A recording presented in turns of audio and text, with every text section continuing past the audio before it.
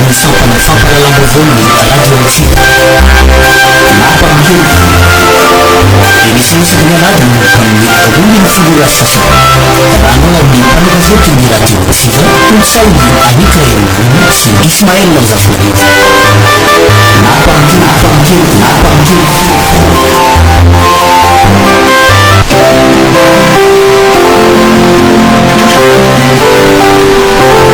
finaritra ary mankasitraka mankatelina antsika rehetra mampiantrano an'ity fandarana lapan-kevitra ity ela no ny andrasana azy ary efa tsindrin-daona isika mianakavy tonga ny fotoana ankehitriny noho izany dia manasa antsika rehetra aritra hatramin'ny farany satria tevitevina ihany ny resaketo somary aritraritra ny fotoana Ismaël Zafonarivo Rainjonary no manoloana ny micro ireo mpikirakira ny lafy ny ara teknika Patrick Rakotonirina Njara Andreniaina ary mandrindra ny kapobeany zao fandarantsika zao Niki Nantenaina ary tompoko la mbola tsara tompoko vavy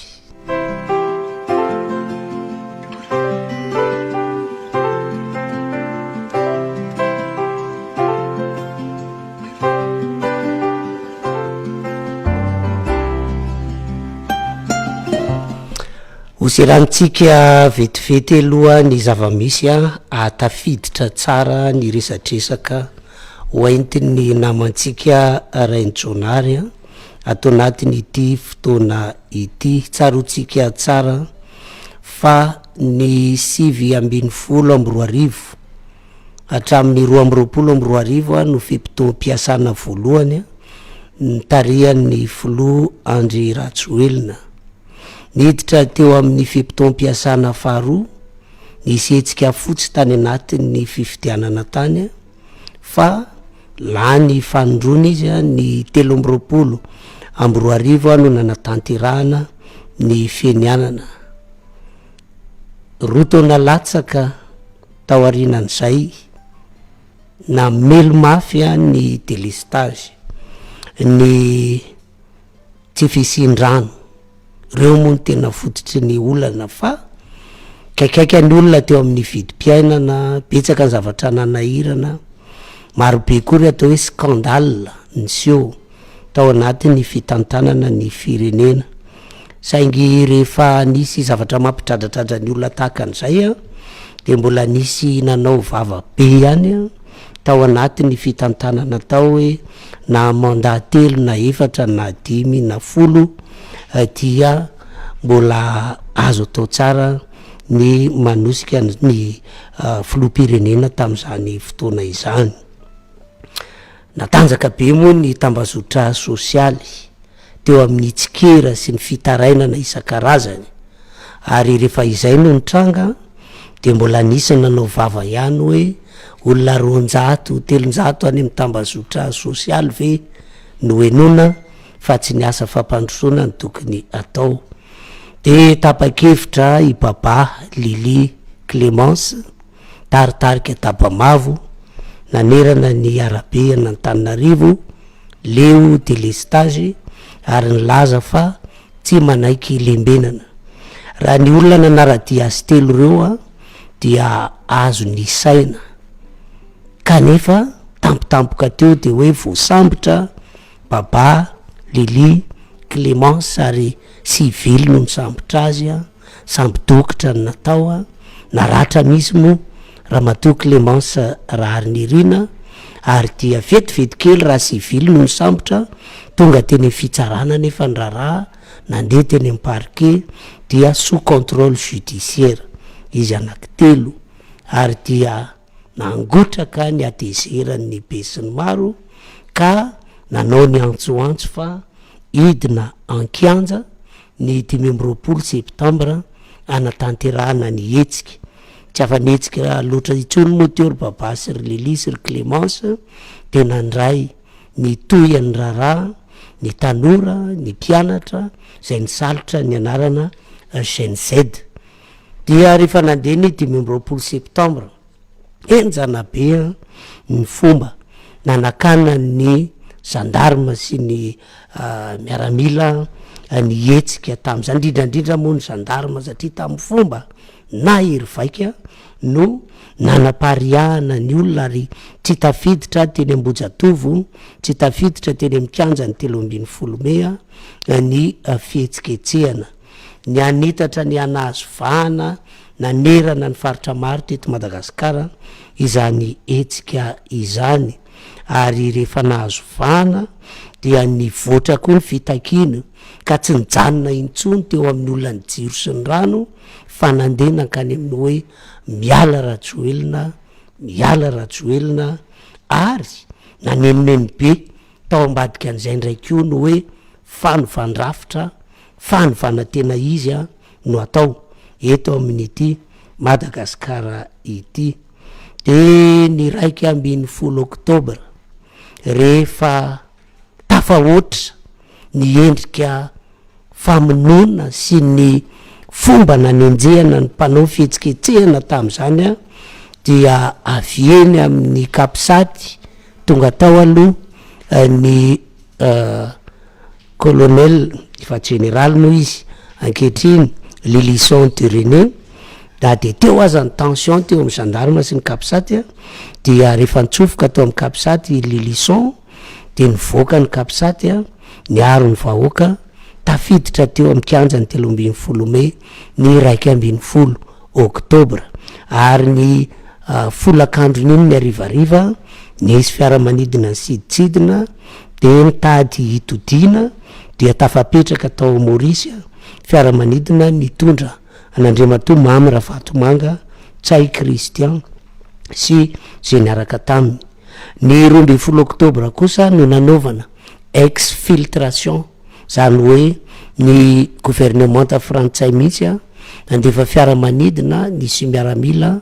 naka an'Andriamatoa Andry Rajoelina teto Madagasikara. Nisy moa resaka nandeha mahakasika n'io exfiltration io ny aminy hoe nisy karazana fifandresen-dahatra natao.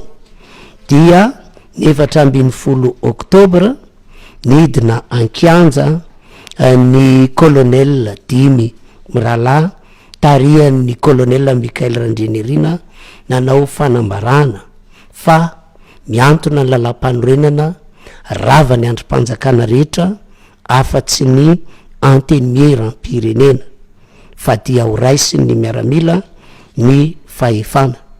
Teny amikanja ny 13 Memo ny solombavim-bahoaka tam'zany Anitra Razafimanantsoa de nilaza fa sarotra ny raha ohatra ka tsy anaraka ny zotra ny lalam-panorenana ordre constitutionnel tsika satria tsy azo ny fankatoavana raisam-pirenena na ny reconnaissance internationale ary tsy azo famatsimbola vetivety kely dia tsy ambadika indray ny raha ka namoaka didy ny fitsarana avy momba lalam-panorenana nankatoa ny fandraisan'ny miaramila ny fahefana ary vetivety kely de lasa nandeha nankany amin'ny hoe manao fenianana eo anoloany ny fitsarana avy momba lalam-panorenana ny flou ny colonel Mikael Randrianirina de no tanterahana zany ny 17 Oktobra tamin'ny titona 2020 ity anombokeo zany de flou teo aloha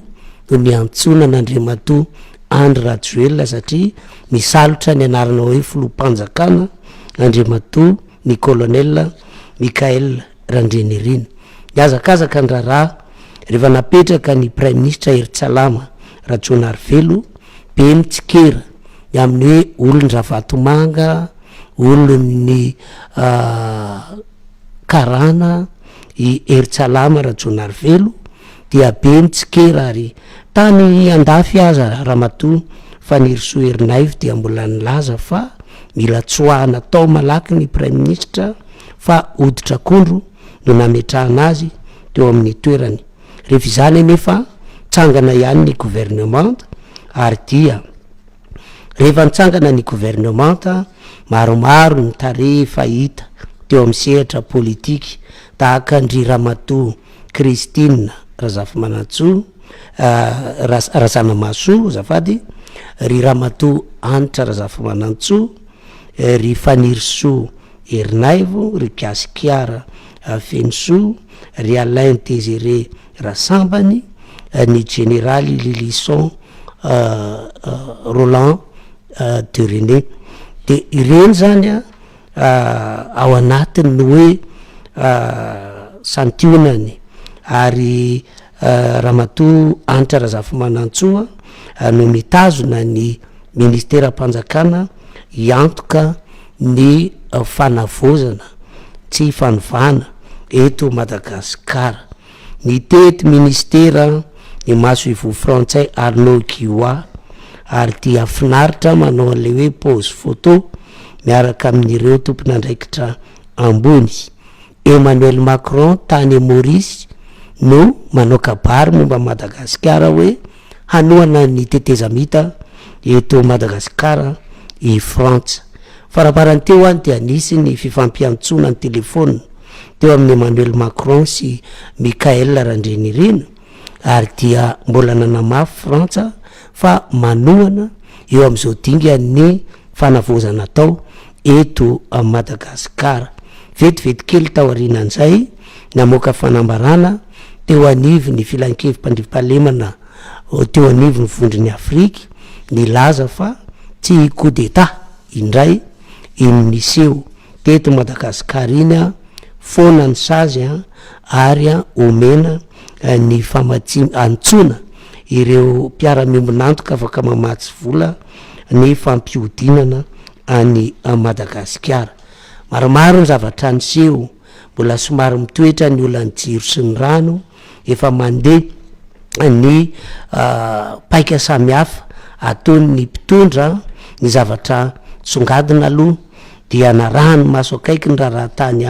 Maurice tany, ary dia tsy avela ny fitondrana Mauriciana maina ny mpandraraha Mamy Ravatomanga. Izy fotoana moa de hoe tokony hiditra amponja tsy salama, de anisy karazana fivezivezeny eo amin'ny fonja sy ny hôpitaly. Ka ny fidirana antsehatra rehefa nanontaniany ny France 24 ny colonel Michael Randrianirina tamin'ny ora vitsivitsy lasa izay mahakasika ny raharaham-pirenena. Anisany nanontaniana ny hoe ahoana no mety ho fandehana ny anaovana ny filoha teo aloha Andrinirina Rajoelina tamin'ny teny malagasy no namaliny Michael Randrianirina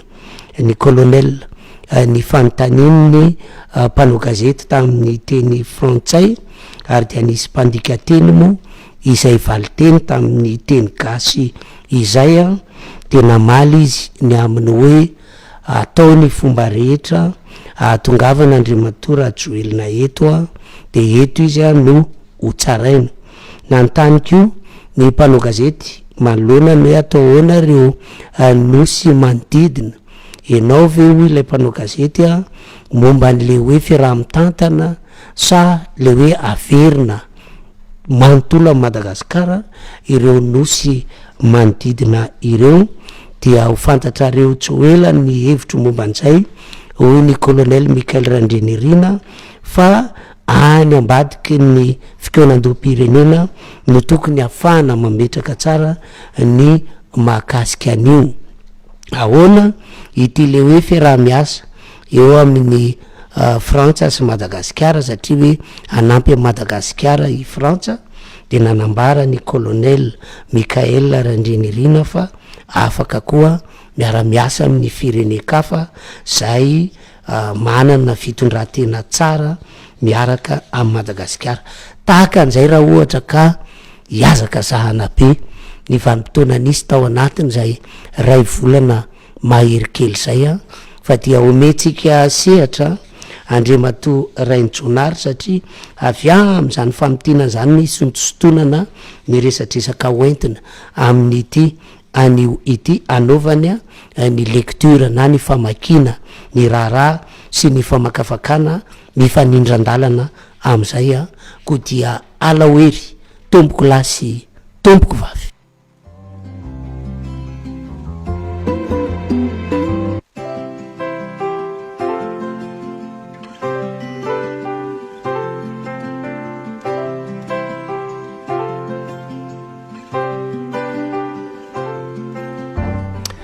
Ela de ela zay Andriamato rainjonary a voalohany indrindra sorana mitafitafo Andriamanitra nanome atsika an'ity fotoana ity,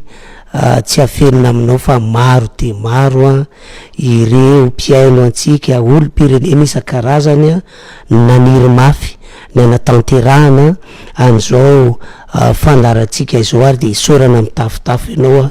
tsy nanda fa nanolo tena koa miaraba mpanajana mpitiavana Andriamato rainjonary ary dia maniry ny soa ny tsara ary anilo ny saina ny fo ny fieritreretanao any ny fanamasina eo ampanatanterahana an'izao tinitinika zao. Araba Andriamato rainjonary. Miarabanao koa namana Ismaël, miaraba ny namana teknisianina, misaotra n'Andriamanitra isika satria matoy izao ny tanteraka de ao ny sitrapony. Eny ary inona fa mbola tsarotsika mandrakariva ny firafitry ny fandarana rehefa miaraka amin'Andriamato rainjonary dia tsy misaraka amin'Andriamanitra isika ary ombambavaka mandrakariva ny fotoana koa mba atanteraka an'izany dia misy hira nomaninao mitondra ny lohanteny hoe vonjeo ny firenena, andre manantena Brothers and Sisters, ireo zany no hira hoentina amitsika vonjeo ny firenena. Misy dikany ngezabe zany satria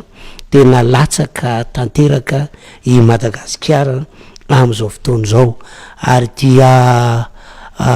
ombambavaka mo izay vavaka ho an'ny firenena ho antsika mianakavy ary misy tenin'Andriamanitra hoentin'Andriamato rainjonary ho vatsy ho antsika rehetra amin'ity anio ity.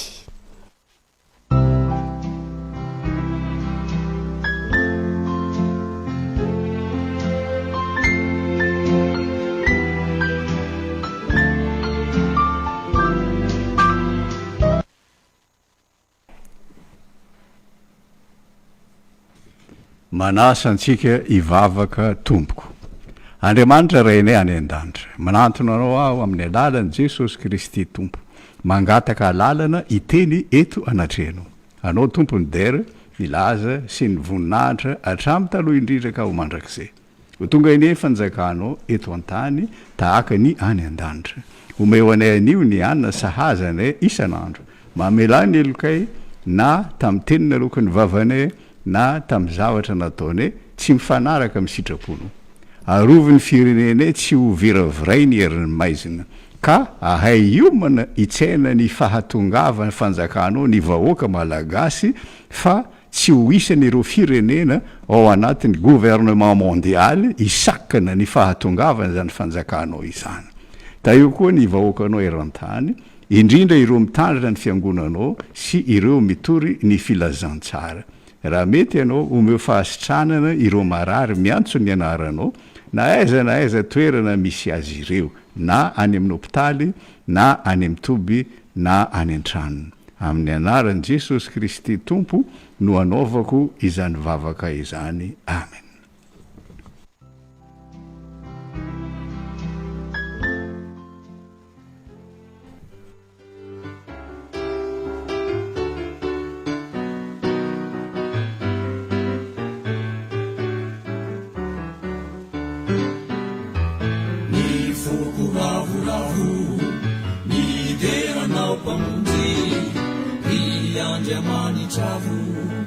Titani mila vunji, vunjeu mi firenena, fammi savututa, tului famjena, viana pamuta. Ni fuku ravu ravu, ni dera nau pamunji, Andriamanitra hitany mila vonjy vonjeo ny firenena fa milo safotrota toloy famonjena iarolay mpanota izao tontolo izao toa mila namanao i Jehova tomponayo vonjeo ny olonao i Jehova tomponayo vonjeo ny olonao izao tontolo izao toa mila namanao i Jehova tomponayo vonjeo ny olonao i Jehova tomponayo vonjeo ny olonao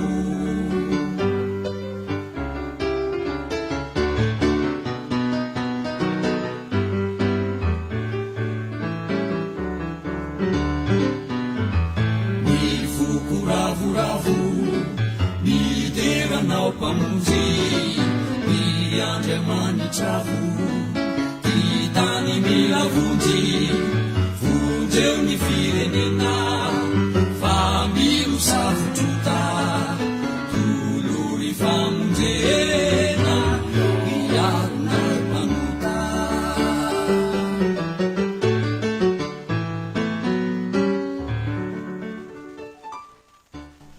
manasa antsika hiaino ampanajana ny tenin'Andriamanitra tompoko amin'ny anaran'i Jesosy. Andre ady sy filazana ady ianareo koa mitandrema aza matahotra fa tsy maintsy ho tonga izany nefa tsy mbola tonga ny farany fa isy firenena hitsangana amely firenena ary isy fanjakana hitsangana amely fanjakana ary isy mosary sy orohoron-tany amin'ny tany samihafa fa izany rehetra izany no fiandohany fahoriana ary isy mpaminany sandoka hitsangana ka amitaka ny maro ary mianara ny fanoharana ny amin'ny aviavy raha vao manaroka ny rantsany ka mandravina dia fantatrareo fa efa akaiky ny lohataona dia tahaka izany koa ianareo raha vao hitanareo izany rehetra izany dia aoka ho fantatrareo fa efa akaiky mby eo ambaravarana izy fa ny amin'izany andro sy ora izany dia tsy misy mahalala na dia ny anjely ny lanitra aza ary na ny zanaka koa aza afa-tsy ny ray ihany fa tahaka ny andro Noa dia ho tahaka izany koa ny fiaviany zanak'olona fa tahaka ny tamin'ny andro fony tsy mbola tonga ny safodrano ka nihinana sy nisotro ny olona ary nampakabady sy namoaka ny ampakarina mandra-piavin'ny andro izay nidirana Noa tao amin'ny sambo fiara ary tsy fantany mandra-piavin'ny safodrano izay nandringana ny olona rehetra dia ho tahaka izany koa ny fiaviany zanak'olona koa amin'izany miambela ianareo fa tsy fantatrareo izay andro hiaviany tomponareo ahitako fa indro nisy bibidia niakatra avy tamin'ny ranomasina nanana tandroka 10 sy loha 7 ary tamin'ny tandrony dia nisy diadema 10 ary tamin'ny lohany dia nisy anarana fitenenan-dratsy ary ny bibidia izay efa hitako dia tahaka ny leoparda ary ny tongony tahaka ny anibera ary ny vavany tahaka ny vavan'ny liona ary ilay dragona nanome azy ny heriny sy ny seza fiandrianany ary fahefana lehibe ary hoy izy tamiko ny rano efa hitanao izay ipetrahany le vehivavy jaga dia olona sy vahoaka betsaka sy firenena maro ary samihafa fiteny manamasina ne amin'ny fahamarinana ny teninao tompo no fahamarinana.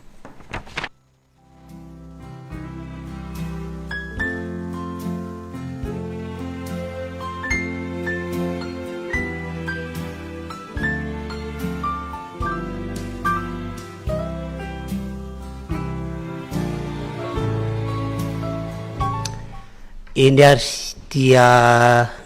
hiditra ao anatin'ny dinidinika ary sika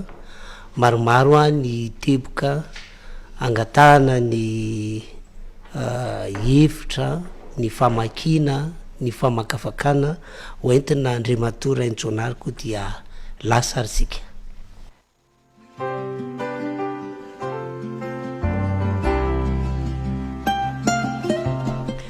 Andriamatora Raintsonary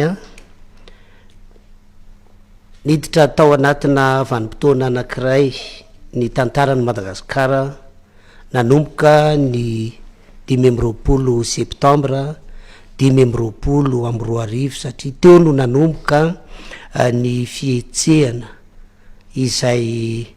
nataon'ny tanora io fietsehana io de nitondra ny anarana hoe Leo de Lestage ary ny sokajina tanora maro ny vondrona teo anivony GNZ no nanatanteraka azy tsy nisy pitarika moa reto GNZ reto ary totsika hoe tsy nanana rafitra ara-politika Andriamatoa Raintsoanary fa de ny ikika fanovana fotsiny hoe mila miova ny fandehan-javatra eto amin'ity Madagasikara ty tsy teto Antananarivo ihany fa tany mifaritra maro tany Toamasina Antsirabe Toliara Antsiranana de samy nisy fietsehana ary nahazaka tanora maro be sy karazan'olona maro zany etsika zany tateo aorina teo anatrehany herisetra nataon'ny mpitandro filaminana de niova hoe miala Rajoelina no teny filamatra sy ikikan'ireo tanora natao tanjona moa no hoe azahoana Ambohijatovy sy nikanjany 13 mera ho an'ny teto Antananarivo tsy afaka niditra atao amin'ireo toeran'ireo ny mpanao fihetsiketsehana satria tena mahery vaika ilay sakana nataony ny mpitandro ny filaminana tam'zany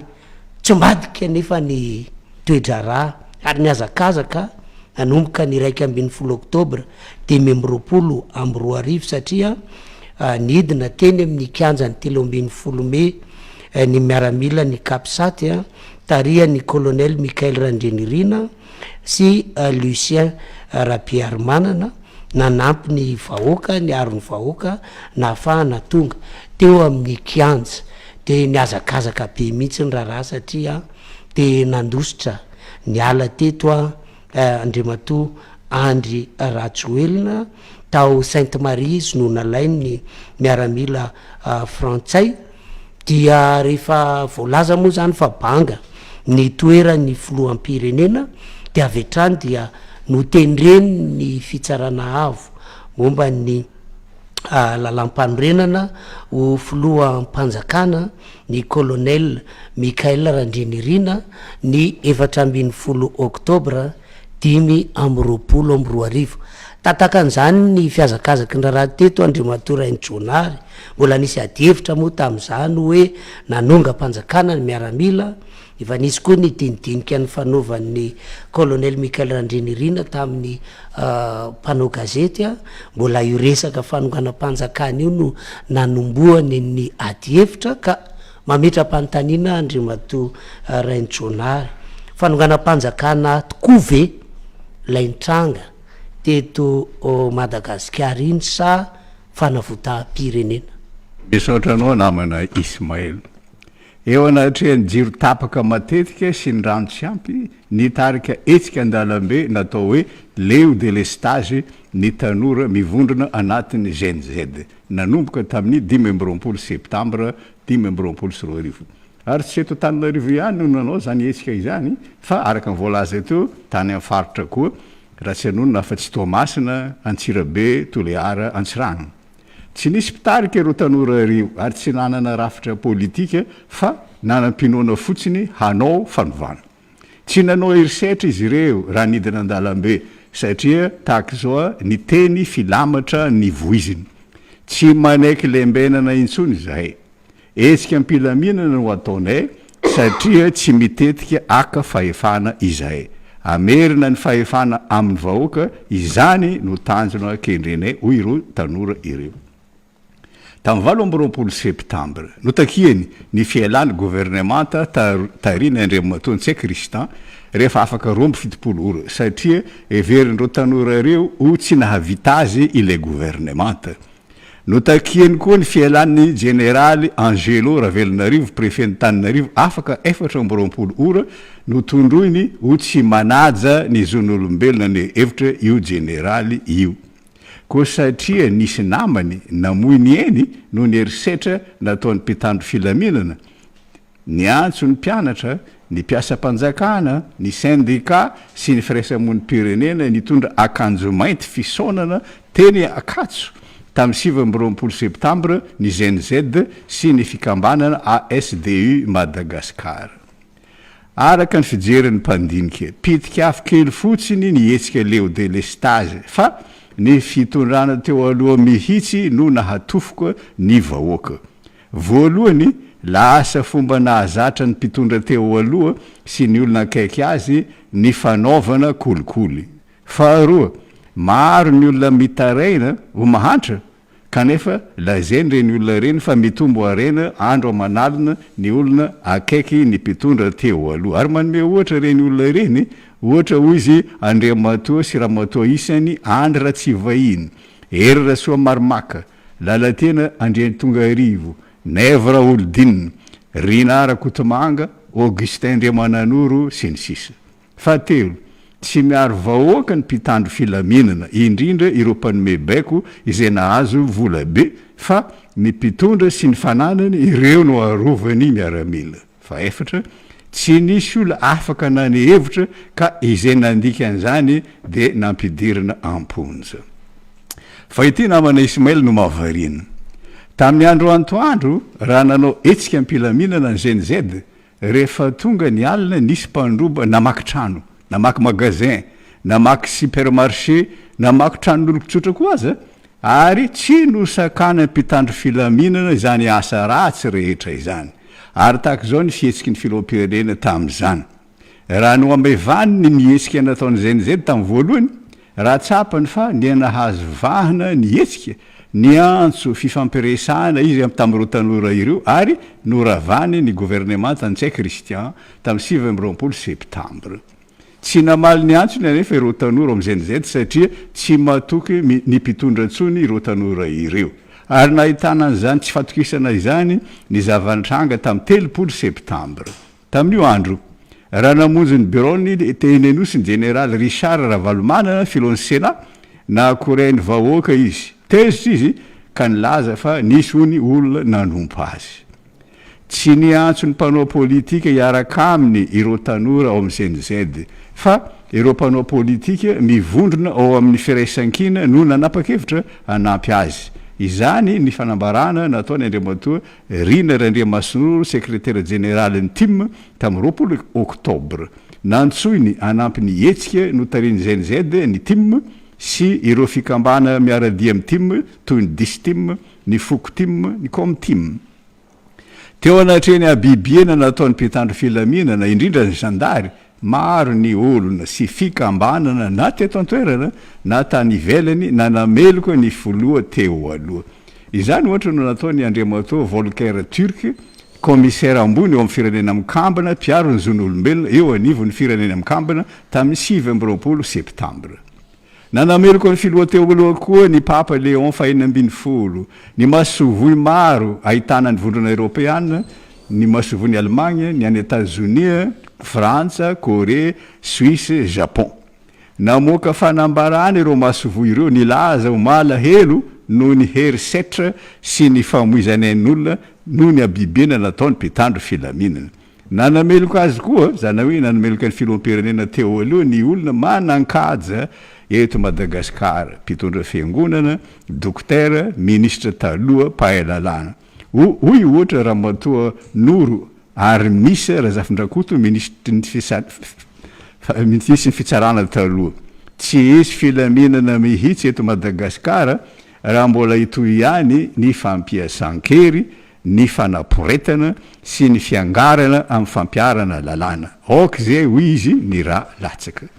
Ary no tsikereny Monseigneur Mamiarsoa Modeste Randriany Fanana, évêque mpanampy eto Antananarivo, ny mpitandro filaminana satria zao ny teny nataony Monseigneur Mamiarsoa. Vonoy aho raha liandray anareo tia hamon'olona fa ajanony ny famoretana ataonareo amin'ireo manao fihetsiketsehana satria tsy mitovy ny hery. Ianareo manana fitaovam-piadiana fa izy ireo kosa tanam-polo no ampiasainy.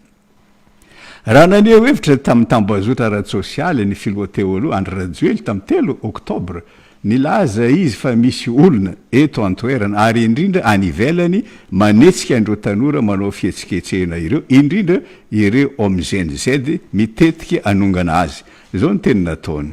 misy firenena sy fikambanana any ivelany mamatsy vola ny etsika ataon'ireo tanora ireo mba anongana ahy tsy amin'ny alalan'ny fifidianana fa amin'ny alalan'ny herisetra toy ny mitranga any amin'ny firenena afrikanina sasany hiaran'ny cyber attaque sy manipulation de masse ny firenentsika hoy izy ka tsy azoko ekena izany rehefa mivoaka izany teniny zany tezitra ireo tanora OMZNZ de nandefa valikafatra ho amin'ny filoha teo aloha tahaka izao salama ratsaina ihany ve ianao andriamatoa filo mahakivy ane ny teny ataonao satria hosoranao fotoka izay kanefa nantsoinao iresaka aminao naneny premier ministre vaovao ny filo teo aloha tamin'ny 9 octobre ny généraly Ruffin Fortunat Dimbisoa Zafisambo tsy olom-baovao ity généraly ity satria filohan'ny kabinetra miaramila ny premier ministre taloha tsy Christian notendreny filoha koa ministre telo mpikarakara ny fitandrona filaminana ohatra nataony ministre ny fiarovam-pirenena ny généraly Deramasomanjaka Manantsoa Rakotoarivelo nataony ministre ny filamina anatiny Irandriambelo Mandimby ny aina Mbolanoro contrôleur général de police ary naveriny ho ministre miadidiny gendarmerie mpirenena ny généraly Rakotondrazaka Andriantsarafara Andriamitovy teo anatreny zany nitoy ary niamafy nitolom-bahoaka satria niroso tamin'ny fitokonana faobe na grève générale ny ministère maro nanomboka tamin'ny 6 octobre de tahaka zao niantso nataony ZNZ tam'izany satria efa sainy filoha niantso ny vahoaka malagasy tamin'ny alalan'ny fanendrena olona ampandritany de antsoina isika vahoaka rehetra izay mahatsapa-taina fa malagasy aredaredao ny afo ny fitiavan-tanindrazana ndao itsika idiny eny ankanja ampiseho aminy fa antsika ny fahefana ary aty amintsika ny ery vao maika nampatezitra ny olona tam'izany indrindra tany Antsiranana ny fanehoan-kevitra nataony filoha teo aloha tamin'ny fahitalavitra vahiny la réunion la première tamin'ny 6 octobre ina moa nolazainy tam'izany nilaza ny filoha teo aloha fa notifiry ny mpitandro filaminana ny mpianatra Rivaldo satria nambarany fa nandre anjara tamin'ny famakena bijouterie de avy ny valikafatra avy tany Antsiranana tsy marina zany tenin'ny filoha izany zany teny nataony Isa Charles Ibrahim sy Mamangy Norbert député ny Sambava sy Antsiranana satria hoy izy rola notifirin'ny mpitandro filaminana i Rivaldo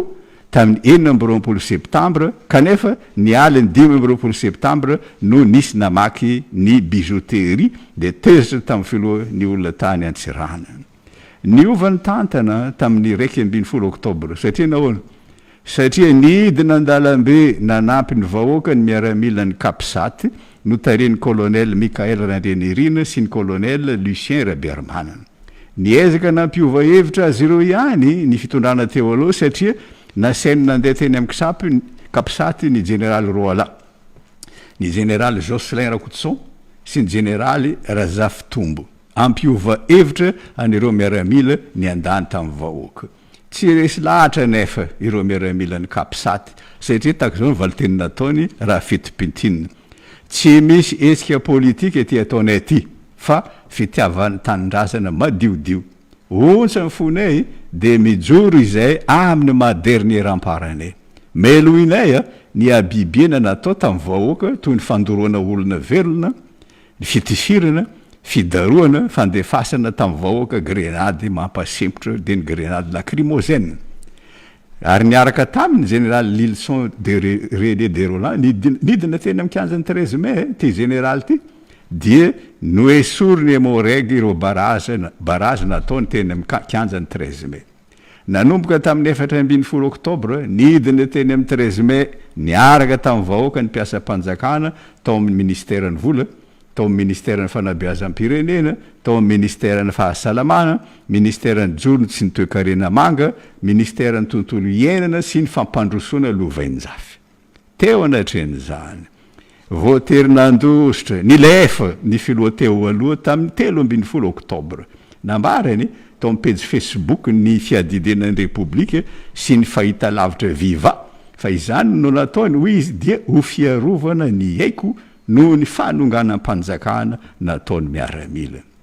na dia nataony antsokosoko aza ny fialany teto namoaka vaovao mikasika izany ny RFI fintiniko tahaka zao fiaramanidiny tafika frantsay no naka ny Andry Rajoelina filohan'i Madagasikara tao Sainte Marie araka ny fifanekena nataony tamin'ny Emmanuel Macron izany tompoko ny vaovao navoaka ny RFI mialatsiny raha iteniny an'ity sady manaitra no manafintoina izany vaovao navoaka ny RFI izany satria ina ny lazako an'izany satria mampiseho ny politika maloto ataony Macron mikasika ny Madagasikara sy ny fanaovany tsinotsinona ny mpitondra ankehitriny izany vaovao navoaka ny RFI izany voalohany no everiny Macron ho mpanongam-panjakana ny colonel Mikael Randrianirina sy ny namany matoa nasainy niditra ankery tao Sainte Marie tamin'ny andro alina ny fiaramanidina izay ampoizina ho feno miaramila ny rongo basy vonina hitifitra ny miaramila malagasy mety ny sakana ny fakana any Andry Rajoelina faharoa na dia no everiny ho nanongam-panjakana azy ny mpitondra ankehitriny tahaka izao ny teny mahagaga nataony rany kabary tany la réunion izy teo anatreny premier ministre Mauriciana naviny Ramgolama tamin'ny 20 novambra oui Macron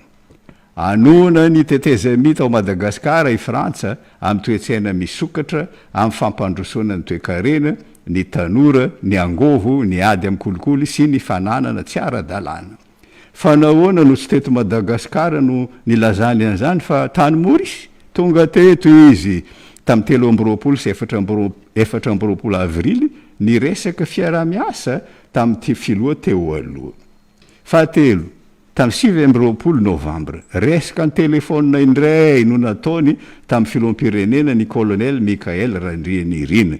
no amafisiny zany hoe no amafisiny Macron ny teny nataony masoivo frantsay Arnaud Guillois ny tokony anaovana fifidianana aingana dans un délai raisonnable zay moa filazany azy ny dikan'izany tompoko dia izao tsy mananjoy jana eo fitondrana ianareo miaramila satria tsy olom-bofidy mba nanaiky ny resaka taminy any aza ny colonel Mikael Randrianirina faefatra tonga teto tsy nasaina nitonantonana ohatrany vinanto sy nare fosa i Bruno Fuchs filohany vomiera mpikarakara ny fifandraisan'ny Frantsa amin'ny firenen-kafa matoa ny resaka mivantana tamin'ny mpitondra vaovao i Bruno Fuchs dia tsy nokilasiany ho mpanongam-panjakana izy ireo zavatra mifanohitra amin'ny fieveran'ny Macron koa satria banga ny toeran'ny filoham-pirenena tamin'izany napetraky ny fitsarana avo ho filoha vaovao ny colonel Mikael Randrianirina tamin'ny 14 oktobra ary raha ny resaka tamin'ny mpanao gazety ny filoha vaovao nambarany fa tsy mifanaraka loatra amin'ny zavatra nolazainy ny zavatra nataony fitsarana avo kanefa ekeko ihany hoy izy mba anaja ny ara-dalàna lazainy ireo mpomba ny fitondrana teo aloha fa nanongam-panjakana olo ny miaramila ny kapisaty ary manao valifaty fotsiny tsy nanongam-panjakana izahay hoy ny colonel Mikael Randrianirina satria ny olona manao zany hoy izy dia mirongo basy miditra ankeriny ao andapa mamony ny olona rehetra saindra azy indrindra ny filoham-pirenena zavatra tsy nataonay tamin'izany banga ny toeran'ny filoham-pirenena satria nilefa ny filoha teo aloha ny filohan'ny Sénat no tokony nandimby ny toerany kanefa nandositra koa ity farany ny gouvernemanta no tokony nandimby ny filohan'ny Sénat kanefa tsy feno ny gouvernemanta tamin'izany satria olona efatra fotsiny no nandrafitra azy dia nalainay ny fitondrahana hoy ny colonel Mikael Randrianirina mba tsy hitranga eto ny ady antrano na guerre civile za namana Ismaël dia miteny hoe mendrim-piderana ny fanetrentena sy ny fitiavan-tanindrazany colonel Mikael Randrianirina satria sady tsy nekeny asiana ny sariny toy ny sariny Andry Rajoely amin'ny bureau mpanjakana rehetra no tsy naneky andreny karama mahafiloam-pirenena azy ampy aho izy ny karaman'ny kolonely no tsy mangataka ampikarina grady atao generaly izy ary novaliany mazava ny filazana fa manao valifaty izy hoy izy kristiana aho ka ny kristiana tsy manao valifaty fa mampiatra lalàna ny romanina toko fa 3:10 no netiny nanamarinany ny teniny zao mantsy ny voalaza ao oka ny olona rehetra samy anaiky ny fahefana lehibe ataovy zay tsara de azo dera avy aminy ianao fa raha ratsy kosa no nataonao de matahora fa tsy entiny foana tsy akory ny sabatra fa mpanompona Andriamanitra izy de mpamaly andatsaka fahatezerana am'izay manao ratsy ary namoaka didy ny fitsarana avo tamin'ny 20 novambra no tendreny ho mpanolotsaina manoka ny filoam-pirenena amin'ny fanaovana fanorenana ifotony ny kolonely efatra ny médecin colonel Zaftasondry Ranoelson manantena soa Marcelin ny kolonely Rabermanana Lucien ny kolonely Rampanarivo Solofiniana Thierry sy ny kolonely Andremiarso Gervais de fe ny kolonely ao amin'ny fiadidenan'ny République satria raha tafaverina teto Madagasikara ny kolonely Patrick Rakotomamonjy no tendreny filan-kevitry ny ministra ho taleny bureau mpandray fitoriana eny amin'ny fiadidenan'ny République mikasika ny fanorenana ifotony izy tamin'ny 20 novambra nilaza ny ministre ny fitsarana vaovao Ramatoa Fanny Soerneve tamin'ny 20 novambra fa mamboly korontana ny mpitondra teo aloha sy ny mpiarady aminy izany hoy Ramatoa Fanny Soerneve no mahatonga ny fitondrana anao perquisition any amin'ny tranon'ireo olona akaiky ny mpitondra teo aloha aiahiana ho mizara vola mizara basy amin'ny mpanakorontana ny raha mahita aloha de fahamaizana goavana mitranga etsero sy fahatapahan-jiro iniena atao ohatra ny aliny 12 octobre nisy firehetana teto Ankorondrano trano 10 no levony afo tamin'izany ny trano fitehirizam-bokatra sy akora chimique mora mirehetra any Sodirex any MFTP any Titalia sy Proker nisy firehetana koa ny tranga teny Ankazomanga Tsaramasay iavoloha tamin'ny tendrombohitra akaiky ny lampam-panjakana tamin'ny 17 octobre ny rehetra ny toby loterana eny Ambohibo tamin'ny 17 octobre nisy fahamaizana teny Anosipatrana ary tsy eto Antananarivo any no mitranga zany fahamaizana zany satria may koa ny hôpitaly be any Mandritsara sy ny sisa raha niresaka tamin'ny TVM ny ministre ny Angovo tamin'ny 13 novambra nilaza izy fa tsy délestage tsotra itsony no mitranga atao ao fa tena fanaovana sabotage nisy fanapahana ny sesesy hoy izy teo anelanelany 17 hatramin'ny 20 novambra amin'ny moyenne tension tamin'ny 17 novambra fizarana herinaratra 10 no nisy nanapaka ary may ny transformateur teny Morarano nisy nanapaka ny tarby 10 mpitondra herinaratra moyenne tension sy nanimba andrinjiro 13 tamin'ny 18 novambra tapaka ny fizarana herinaratra 3 satria nisy nanapaka ny tarby fizarana jiro sy ny kapa ny andrinjiro iray tamin'ny 19 novambra tapaka tahaka zany ny fizarana herinaratra 2 tamin'ny 20 novambra tapaka indreya ny fizarana herinaratra 2 satria nisy nanimba ny transformateur teny Kadikely ary nisy nanapaka ny andrinjiro iray izany no nilazany le ministre fa tsy délestage tsotra ny tranga fa sabotage mifanindran-dalana amin'izany rehetra izany nilaza Andriamatoa Leberie Ruffin Tolzara ny tale général CIS Central Intelligence Service tamin'ny 20 novambra fa nosamborona ny teratany vahiny 2 ny kasamono ny colonel Mikael Randrianirina tahaka zao ny teny nataony DG CIS io nahatratrarana basy sy vola be tao antranon'ireo olona reo everina fa anakaramana olona amono mpitondra fanjakana ireo vola 2 miliara ariary hita tao antranony mbola misy vondrona olona roa koa anaovana fahadiediana teo an'elanelany 5 hatramin'ny 8 novambra no saika nanatanterahany izy ireo izany asa ratsiny mamono filoham-pirenena izany. Everina fa misy olona akaiky ny fitondrana radio la tafiditra amin'izany tetika izany. Ary anisy nanontany nitoy ny tiraharaha ty tamin'ny 3 Desambre ny arivan'iny ihany magaga nametra pialana tsy ho taleny CIS ile Biria Ruffin Toljarany. Manontany angamba ianao pieno avy taiza moa zany anarana Gen Z zany hoe Génération Z zany. Tsotra ireo tanora reo nilaza izy ireo ao anatin'ny izany hetsika izany fa nalainy tahaka tamin'ny zavantranga tany Nepal izany anarana Génération Z izany. Inona moa nitranga tany Nepal? Tany Nepal nidina an-dalambe ny tanora mivondrona ao anatin'ny Génération Z nanomboka tamin'ny 8 septambra. Tezitra tamin'ny mpitondra ireo tanora ireo satria nakatony mpitondra fanjakana ny tambazotra sosialy rehetra tany Nepal. Ary voamainka tezitra ireo tanora ireo satria nampiasa basy ny polisy tany Nepal ka maty voatifitra ny namany 7 Teo anatrehany atezeram-bahoaka nametra pialana ny Premier ministre tany Nepal Sharma Oli tamin'ny 7 septambra. Na dia nametraka couvre-feu aza ny fitondrana tany Nepal tsy nahoan'ireo tanora amin'ny Génération Z izany fa nodorany ny ankamaroany tranom-panjakana sy ny tranony manam-pahefana. So ihany aloha fa tsy nanao an'izany Génération Z teto. Tezitra ireo tanora tany Nepal no ireto antony ireto. Tsy fanananasa ny fanaovan'ny mpitondra kolikoly ary tsy fahafana maneho hevitra. Efa mahazatra ny malagasy namana Ismaël ny makatahaka ny révolution mitranga any ivelany. Ny hetsika volomboasary ohatra, tsy haiko na fantatrao.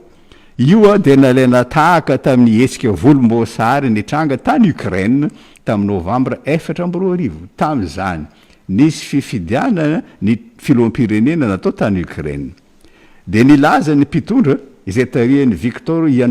Yanukovych izay toanan'ny Rosia fa izy no nandresy. Tsy nanaiky i Viktor Yushchenko mpifaninana taminy dia nitarika vahoaka nidina an-dalambe niaraka tamin'ny namany Ramatoa Yulia Timoshenko nanao ny hetsika volomboasary. Raha nanao fanadihadiana ny Cour suprême tany Nepal nilaza izy tamin'ny 20 Janoary 2022 fa Viktor Yushchenko izay nitarika hetsika volomboasary no mpandresy.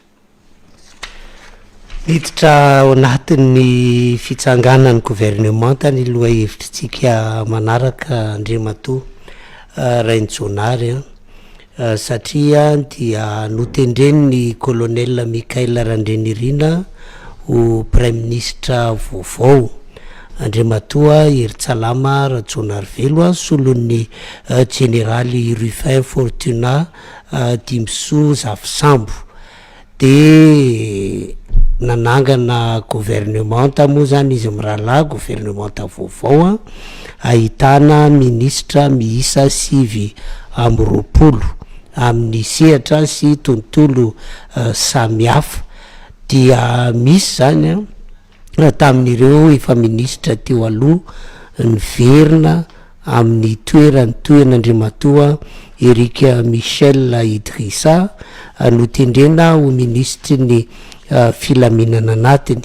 Ramatoa Christine Razanamasoa ministry ny fitsarana tamin'ny fitondrana tetezamita taloha ary efa filohan'ny antemira-pirenena notendrena ho ministry ny raraham-bahiny. Ramatoa Anitra Razafimanantsoa solombahoaka ny team antokotiko Madagasikara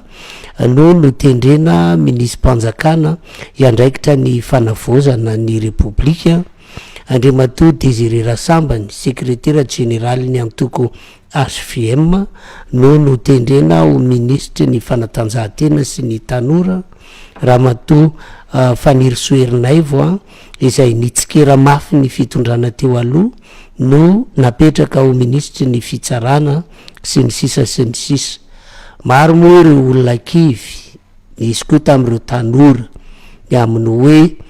lasa nitsofoka be loatra ny karazana mpanao politika ao anatin'ilay gouvernement indrindrandrindra rehefa mivoaka reo anaran'olo reo,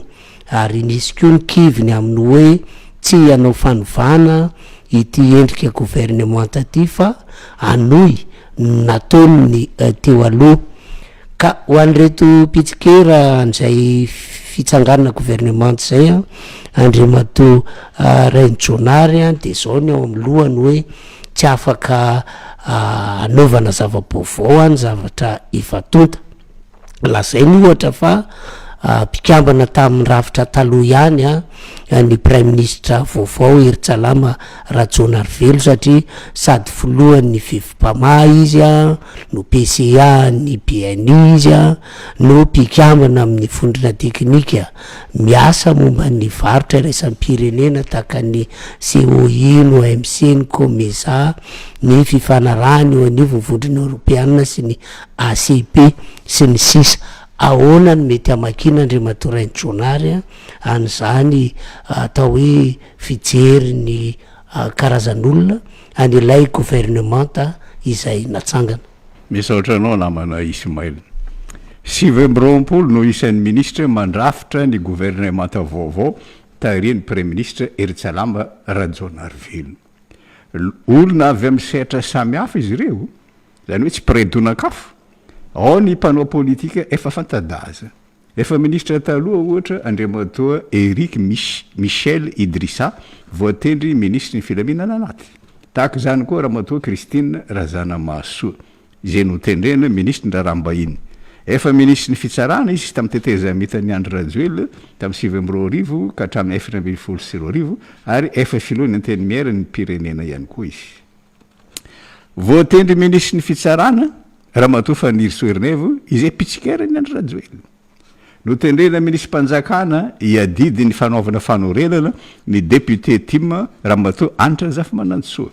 Notendrena ministry ny fanatahan-tsatsena sy ny tanora Andriamatoa Désiré Rasambany, secrétaire général ny antoko HVM.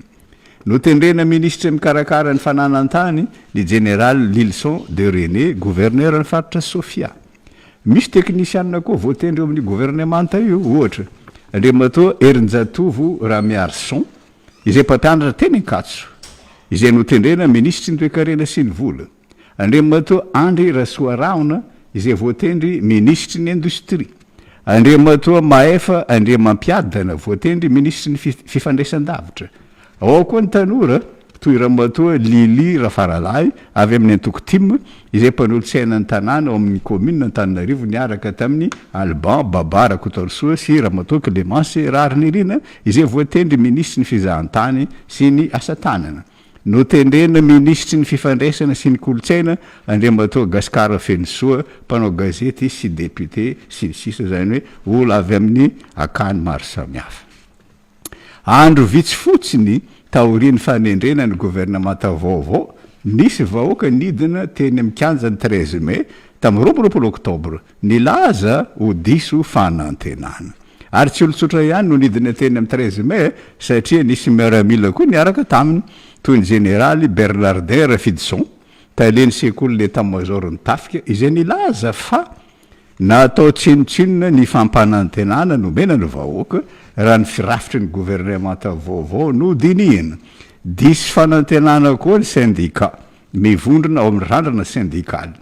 Nandeha teny Tsimbazaza izy ireo no tariny secrétaire général ny randrana syndikaly Andriamatoa Barson Rakotomanga, izay nilaza ho disy fanantenana ka tsy mankato io premier ministre vaovao io. Vonona n'olotra narana hafa izay atao solony hoy Andriamatoa Barson Rakotomanga. Eo anatrenzany tsikera rehetrarehetra zany. Namoaka lahatsoratra lava be la Gazette de la Grande Ville tamin'ny 20 oktobre fintiniko tahaka zao. Hoy la Gazette: fanovana lalina eto amin'ny firenena ve? Fampanantenana pôkaty ve? Sa fanomezana toky ny rafitra loha mitady fankatoavana io gouvernementa vaovao io? Na dia nilaza zany filoha vaovao fa manam-pahaizana, zany hoe expert avy amin'ny sehatra tsy miankina no tendrena premier ministre. Maro kokoa hoy la Gazette ny aiai nateraka izany raha oharina amin'ny fanantenana, satria sady mavesatra no feno kolokolo no tsy mahavita azy ny raha fimpanjakana misy. Ny antony de satria hitany mpandinika ny zavatra nataon'le premier ministre taloha. Raha nomena ndraikitra tamin'ireny orinasa-mpanjakana ireny izy. Hoariny olona amin'ny fosa asaina miambina tranonakô ny premier ministre vaovao. Azo omena ndraikitra anao fanovana ve ny olona iray izay tsy nanao fitondrana mangarahara sy nitondra zava-baovao tamin'ny ireo orinasa nanireny azy ho ihany la gazety. Mpitantana ny Madarel niaraka tamin'ny Andreo Motoisa, ny Mamra Vatomanga sy Naina Andrietsitoena io premier ministre vaovao io.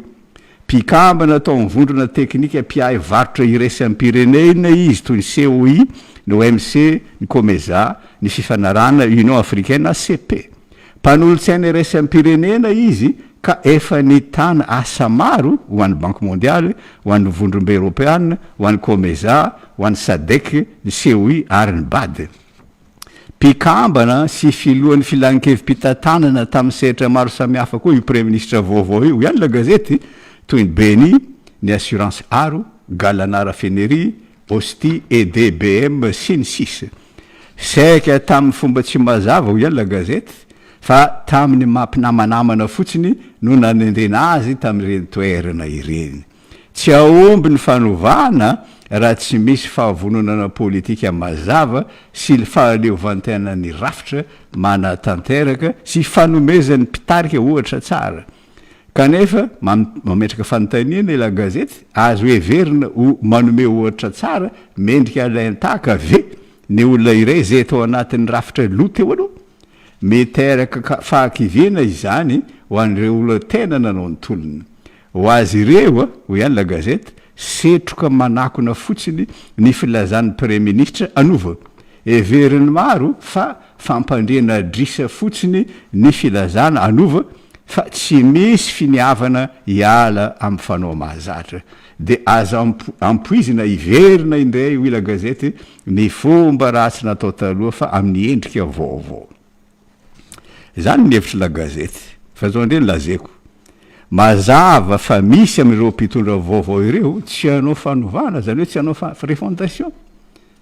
Marimarina kokoa tsy afaka hanao fanovana izy ireo, fa maneno izy tsy afaka. De ireo mampiasa nyreto teny telo ireto. Voalohany, ireo mampiasa ny teny hoe continuité de l'État, tsy hanao fanovana zany. Faharoa, ireo milaza hoe tokony ajaina ny lalam-panorenana. Ary fahatelo, ireo milaza tsy afaka miala amin'ny FMI isika. Ireo amin'ny gouvernement mampiasa ireo teny ireo tsy hanao fanovana. Raha continuité de l'État, zany hoe fitohizan'ny fanjakana no atao, ny dikan'izany tompoko de ny zavatra nataony teo aloha ihany no averina. Tsy continuité de l'État ny tokony lazaina raha manao refondation fa changement de régime fanoloana fomba fitondrana. Misy amin'ireo ministre vaovao ireo nilaza hoe tokony ajaina lalam-panorenana mba tsy ho saziany fianakaviam-be iraisam-pirenena isika ka tsy tapaka ny famatsiam-bola omeny ireo mpamatsy vola mahazatra. Tsy fanajana ny lamina napetraka ny lalam-panorenana laha ny andro tompoko no tokony atao satria ny lalam-panorenana mihitsy no tokony hovana. Fa mitambahoaka koa ny filazana fa tsy afaka miala amin'ny FMI isika satria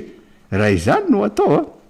andohatrosa manandevy mandrakizay ny taranaka ifandimby. No lazaiko teto matetika ny mazavadoza ny fiarahana amin'ny FMI. Tahaka zao ohatra ny zavatra ny lazaiko teto tamin'ity radio ty 7 taona lasa izay tamin'ny 20 avrily tamin'ny taona 2010. Tahaka zao ny teny nataoko tamin'izany. Matoa mahantra tahaka zao ny vahoaka malagasy de satria mbola tsy nisy teto mpitondra fanorla masaky manao refondation toy filohan'ny Thomas Sankara filohan'ny Burkina Faso, toy Hugo Chavez filohan'ny Venezuela, toy Nelson Mandela filohan'ny Afrika Atsimo, toy Lula da Silva filohan'ny Brésil. Ny andrasana izao zay ny teny nataoko tamin'izany de filoha sady masaky ny fianakaviam-be iraisam-pirenena no akaiky ny vahoaka malagasy. Filoha ampiatra ny demokrasia ny vahoaka manapaka miainga avy amin'ny fokon'olona. Mba hanafoana ankereo ohatra anao toy ny nataony lula tany Brésil izay nanome sakafo ampy ho an'ny vahoaka sahirana tamin'ny alala ny tetika asa Bolsa Familia sy ny Fomezero ny mpitondra fanorla eto Madagasikara. Omeny trano ny fianakaviana rehetra toy ny nataony filoha lula tany Brésil ary ny vahoaka malagasy no ifidy azy fa tsy ny siny izay beko ny fianakaviambe iraisam-pirenena toy ny nataony lula alohany mialohany fotoana ny volany FMI de roany miala eto Madagasikara ny solotenany FMI. Rehefa resaka gouvernemanta no atao mitamberina an-tsaina ny vondrona matanjaka mpanolotra olona atao ministre. Mety antany angamba ianao ino zany dia ny vondrony franc-maçon. Misy franc-maçon foana, misy franc-maçon eto Madagasikara tsy zavatra foroporoniko zany satria izy ireo mihitsy no milaza an'izany lazainy fa arivo eo no isan'ny franc-maçon eto Madagasikara mpikambana amin'ny loge maromaro. Ohatra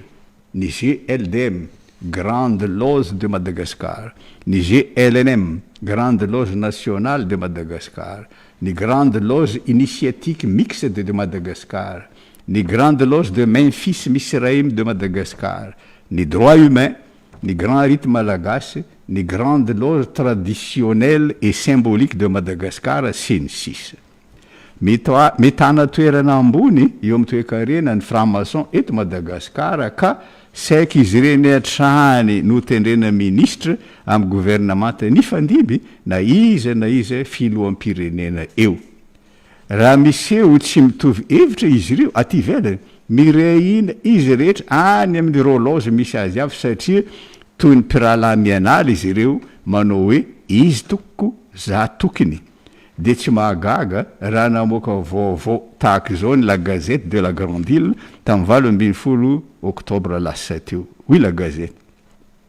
Misy franc-maçon roa ao amin'ny gouvernemanta vaovao. Ny ray mpikambana amin'ny Grande Loge de France, ny faharoa mpikambana amin'ny Grand Orient de France, olon'ny Karim Bardey, filohan'ny vondrona orinasa Bassan, manao tannerie sy agroalimentaire ary miaraka miasa amin'ny ramatoa Bakolo Benoît, vadiny Bernard Benoît, andry iankinan'ny France Afrique eto Madagasikara.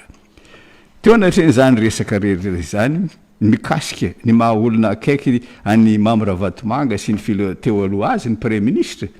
tamin'ny 1 octobre zao ny teny nataony. Efa napetraka tamin'ny kabary nataony filoham-panjakana ny famerenana ny tany-tandalana ka miatra amin'ny rehetra ny lalàna. Valiako mahitsy fa na iza na Ravatomanga, na Rakoto, na Rabe rehefa tsy manaraka ny lalàna sy ny fepetra ny fitantana de tsy maintsy enjeny. Ary namoaka didy izy zany hoe communiqué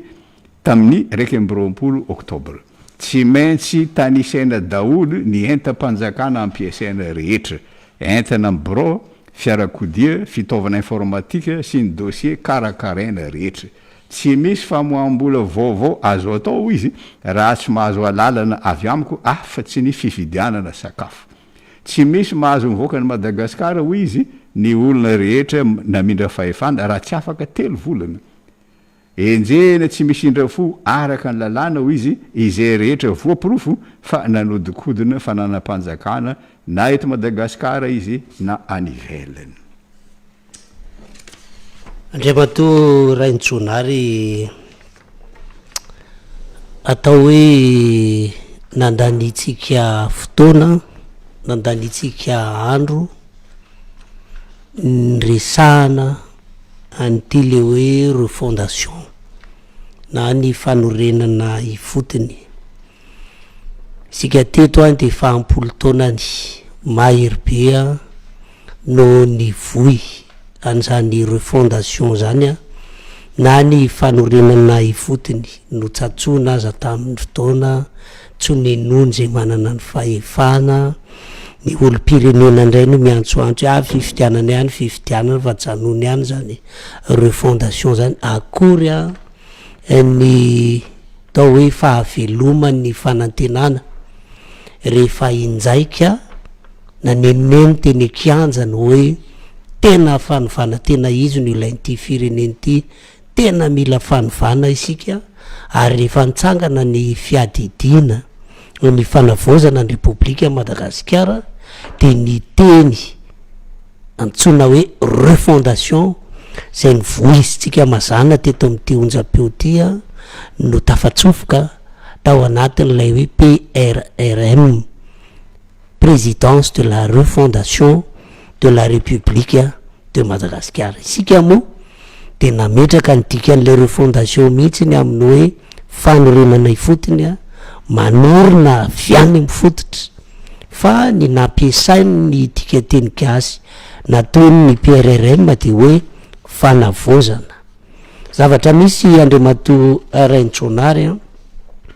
tsy matoky mpanao politika hanao fanovana zany ny ankamaroany ny fikambanana maro de mijoro maneho hevitra maromaro ny fanseho tamin'ny 9 janoary 2024 ohatra de nanao fanambarana teny amin'ny motel Lanosy ny hery maromaro nahitana hery politika toy ny ACS zany hoe ireo mpikamba ny kongresy ny tetezamita teo aloha ny FMKT,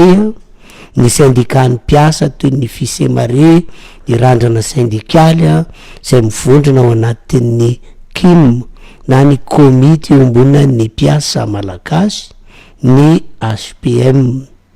ny antso ny rehetra ny kondo tamin'ny fivorinana tao amin'ny ARUP faravohatra izy ireo ny 17 janoary 2020 amin'ny 2020 ary nametraka ny amin'ny hoe tena ilaina ny fanavota-pirenena ary zay no tena tanjona. Namoaka fanambarana ny KMF Cnoe ny 20 oktobra 2020 ary nilaza fa ilaina maika ny fanovana ny rafi-panjakana sy ny rafitra politika ny ainana hatram'izay. Ny 20 oktobra 2020 de nitsangana ny cercle de réflexion pour la refondation en vue de l'autonomie des régions, zany hoe sy ampandiniana ny fanorenana ho an'ny fizakan-tenan'ny faritra. Laza moa Ramatoa Eliana Bezaza tam'izany fa tsy manaiky intsony ny fanjakana tokana mivangongo zany hoe ilay état unitaire centralisé ho rafitra fitondram-panjakana eto Madagasikara. Ary tamin'ny 4 novambra 2020 de nijora ny KMT komity miaro ny tolona ahitana fikambanana 70 avy amin'ny firaisamonim-pirenena, antoko politika, syndicat, solotena ny GNZ zany tao anatiny zany fikambanana zany ka mametraka fantaniana Andriamato Raintronary raha tsy atokisana nao fanorenana ifotony reto le mpanao politiky de iza arafitra inona no hitarika an'ilay fikaonan-doha-pirenena. Zay zany anisan'ny fanontaniana ngezabe. Faharoa de hoe rehefa vita ny refondation de inona no atao anaran'ilay fanjakana vaovao, Republika fahadimy ve sa tena hoe anarana hafa mihitsy le apetraka. Namana Ismaël tsy afaka anao fanovana na refondation ny mpanao politika izy rehetra satria ire ihany izy rehetra satria izy ireo no azon-damosiny rafi-panjakana nisy teto hatram'izay ka hatram'izao. Mba hanazava zany teniko zany satria ohatra ny teny masiaka indramiko ny teny nataony mpaminany Jeremia tamin'ireo zanak'Israely tamin'ny androny mafiatoka. Zao ny lazainy Jeremia moa maova ny odiny ve ny Etiopiana ary ny léopard ava maova ny sorany. Raha izany de mahazo manao tsara koa ianareo efa zatra nanao ratsy. Jeremia 7:20 adikako tahaka zao izany teny Jeremia zany. Moa maova ny odiny ve ny Etiopiana ary ny léopard ava maova ny sorany. Raha izany de mahazo manao fanovana koa ny mpanao politika efa zatra mampiasa ny rafi-panjakana nisy teto atram'izay ka atram'izao. Ny mpitondra teo aloha ohatra sady tsy niady tamin'ny kolikoly no tsy nanaja ny zon'olombelona no nanodikodina volam-panjakana. Tsy zavatra foronoko zany tompoko fa ny rahantsika nahita. Nanao mpamoaka mikasika izany mihitsy aza ny colonel Rakoto Mamonjy Patrick talelefitry ny OMI hôpitaly miaramila eny Soavinandriana. Izao ny teny nataony colonel Patrick Rakoto Mamonjy tamin'ny tampazotra maro tamin'izany. Manaitra ny Andry Rajoelina aho satria tafiditra amin'ny fanaovana kolikoly ny olona manodidina azy. Nilaza koa Andriamatoa Gaspard Fensoa mpitondra teny ny gouvernemanta tamin'ny 3 Desambra fa nataony mpitondra teo aloha tantely afadrakotra ny vola tao amin'ny banky foibeny Madagasikara satria no tateriny fiara 4x4 miloko fotsy tamin'ny reny tolom-bahoaka ireny. Raha zay no nataony mpitondra teo aloha. Tsy azo antenena koa mialatsiny ny mpanohitra azy ireo satria sady tsy manana programa fanaovana fanorenana ifotony ireo mpanohitra ireo no miady samy teo lehibe ny mpanohitra. Ny sasany aza ataony fitondrana teo aloha fitaovana pitsikilo. Izany ono no nampandamoka ny hetsika fotsy satria nisy lehibe nantoko nanakorontana avy anaty rehefa avy nandray vola tamin'ny Mamra Vatomanga sy Naina Andretsy Toaina izy. Naverinberina teto tamin'ity radio ty fa RRE no tokony atao zany hoe révolution, refondation, zay vao élection. Isorana ireo tanora amin'ny GNZ fa izy ireo no nanao révolution. Mikasika ny refondation rafitra vaovao tsy misy mpanao politika no tokony atsangana hitarika ny fanaovana fanorenana ifotony. Tsy fankalana ny mpanao politika no lazako an'izany fa tsy afaka hanao refondation izy ireo. Ny tombotsoany antokony no katsany fa izy ireo tsy miraharaha ny tombotsoam-bahoaka. Mbola tsy hita soratra akory aza izay mety ho endriky ny fanovana dia mieritreritra sahady hanao fifidianana izy ireo araka ny rafitra misy ary milaza ho vonona aka fahefana. Raha tsy teo amin'ny fitondrana ireo mpanohitra ireo kinge ireo ny tsikera ny mpitondra teo aloha lazay no tia tena, lazay no mpanao kolikoly, lazay ny tsy manaja zon'olombelona. Ankehitriny raha tonga eo amin'ny fitondrana izy ireo nanohitra taloha raisy ny fanenjehana azy manokana ny tsikera atao amin'ny fitondrana vaovao. Marina ekeko fa tokony hovana ny rafitra kanefa tsy hamaha olana ny fanovana rafitra fotsiny satria ny karazan'olona mampiasa ny rafitra no zava-dehibe araka le obolana frantsay hoe un système ne vaut que ce que valent les hommes qui l'utilisent. Izany no antony nilazany filoham-pirenena ny colonel Mikael Randrianirina tamin'ny 9 Novambra fa ny toetsaina mihitsy no tokony hovana. Mamoaka feonkira mampietsi-po azafady ny piano raha pianiste nianatra mozika tany amin'ny conservatoire no tendry azy fa tsy olona mpively amponga eny an-tsaina. Na ratsy aza ny rafitra raha mpitondra matahotra an'Andriamanitra no mampiasa azy ainy ny mampiasa an'izany anasoavany ny vahoaka. Na tsara aza ny rafitra raha mpitondra tia-tena no mampiasa azy tsy azo tombony ny vahoaka satria ampiasainy mpitondra tia-tena ny rafitra iarovany ny tombotsoany. Koa satria moa tsy antenena arak'izany anova zavatra ny mpanao politika maro ny olona sy fikambanana mampaneno lakolosy fanairana. Ireto misy ohatra vitsivitsy. Ohatra voalohany tamin'ny 7 Janoary nanao fanambarana teny amin'ny motel anosy ny hery maromaro ahitana hery politika toy ny ACS mpikambany kongresin'ny tetezameta taloha,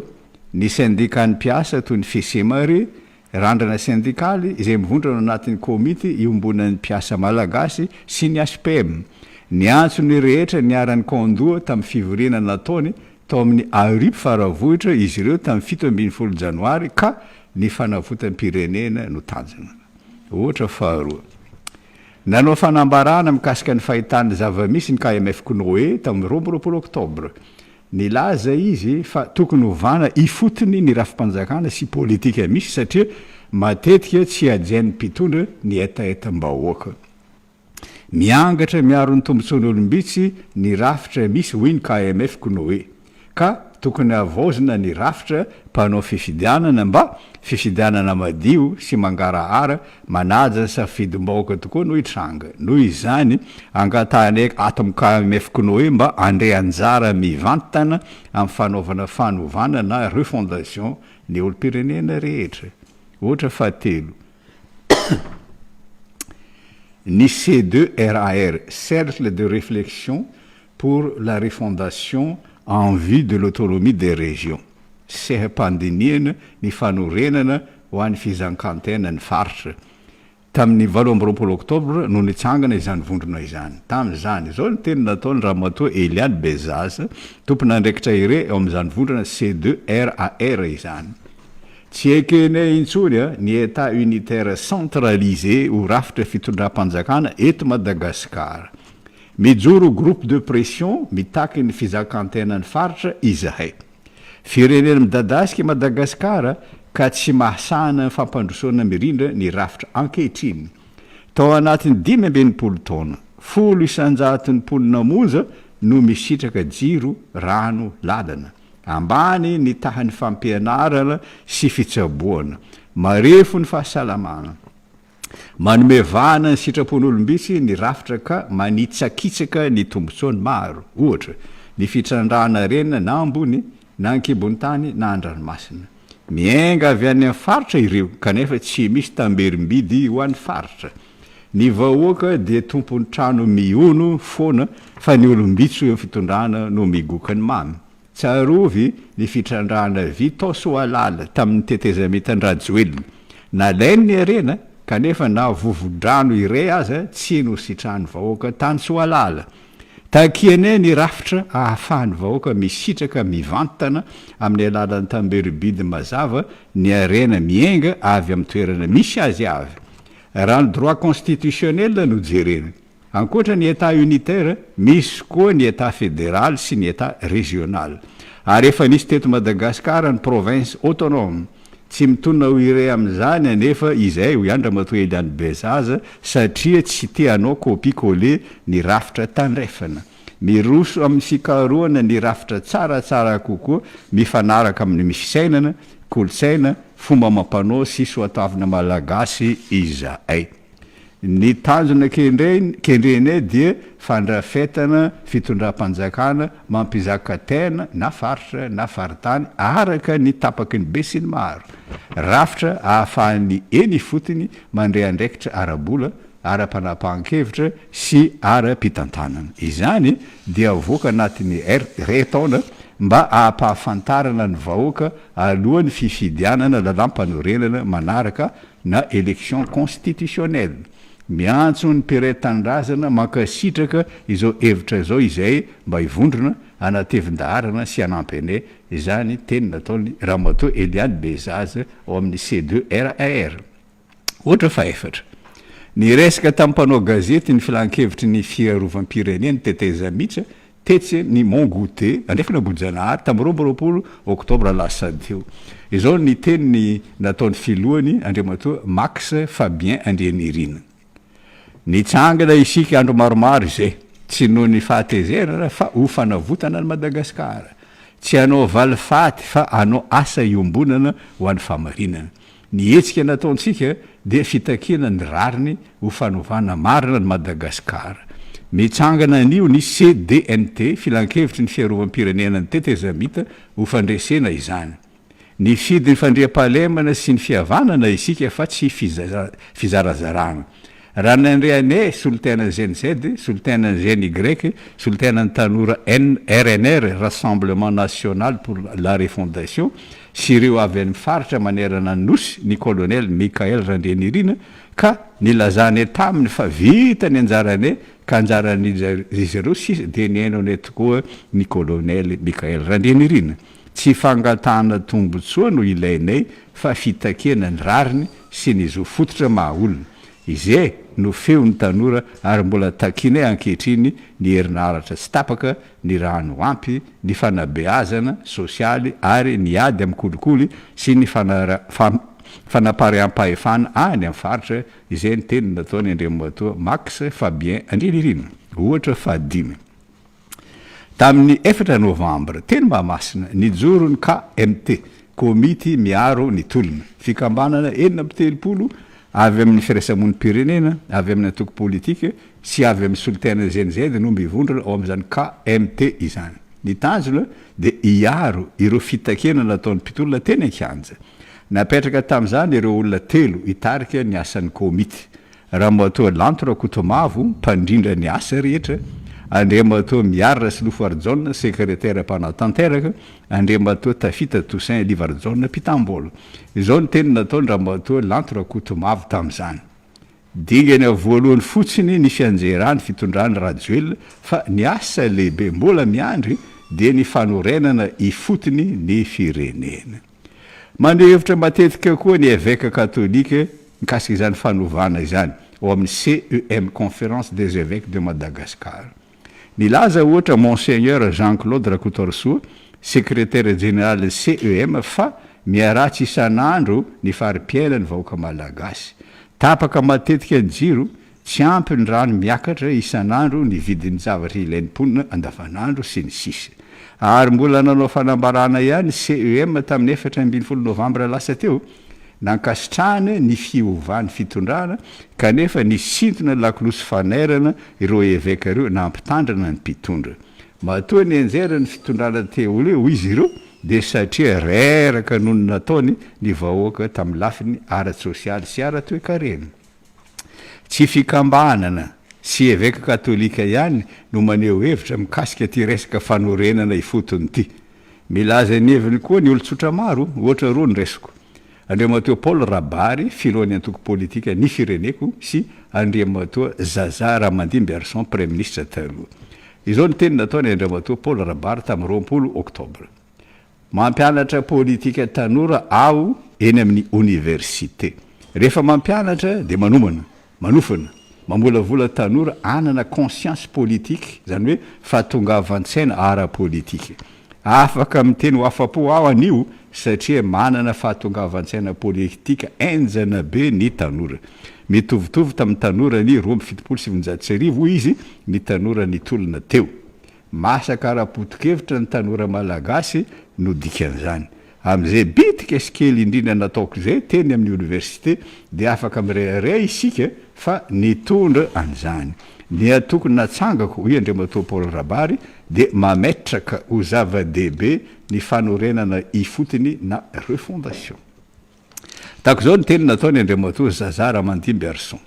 Ry malagasy avana, tsy maintsy faranana ny rafitra manimba. Ny GNZ tanora mahatsapa, sahy sy manolo-tena dia tsy manaiky intsony ny enta mavesatry ny rafitra misy kolikoly izay efa nandratra ny firenentsika elaela. Misy tompon'andraikitra sasany ny tombo vola tsy ara-dalàna, nandika ny lalàna anatiny sy iraisam-pirenena. Anisan'izany ny fifanaran'ny firenena mikambana momba ny ady amin'ny kolikoly. Tsy manaiky izany ny ZNZ sy ny vahoaka malagasy. Ok zay, hoy Andriamatoa Zaza Ramandimby Arson. Ny fandrosoana mahatra ho izy dia tsy ho avy amin'ny rafitra tsy mihetsika fa amin'ny fiarah-mientany vahoaka sy ny mpitondra amin'ny fananganana rafitra vaovao miorina amin'ny asa, ny fahendrena sy ny fitiavan'ny tanindrazana. Eo anatrehan'izany fanehoan-kevitra rehetra izany.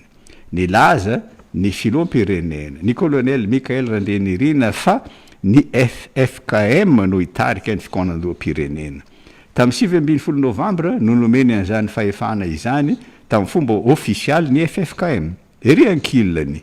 Raha nanolotra ny PGE teo anatrehan'ny député ny Premier ministre Eritsalama Rajaonarovelo tamin'ny 8 novambra.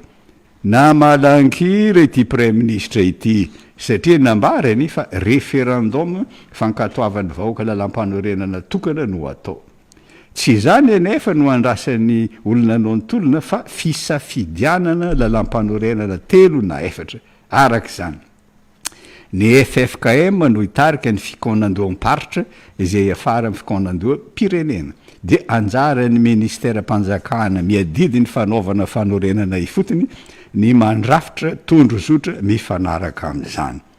ankoatra ny ireo etaeta isam-paritra tokony hita ao amin'ny tondro zotra ny valin'reto FDB manaraka ireto inona no atao anarany fanjakana vaovao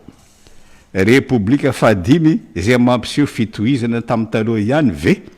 sa Republika Malagasy sa fanjakana Malagasy ho tazomina ihany ve ny rafitra republikana sy ny demokrasia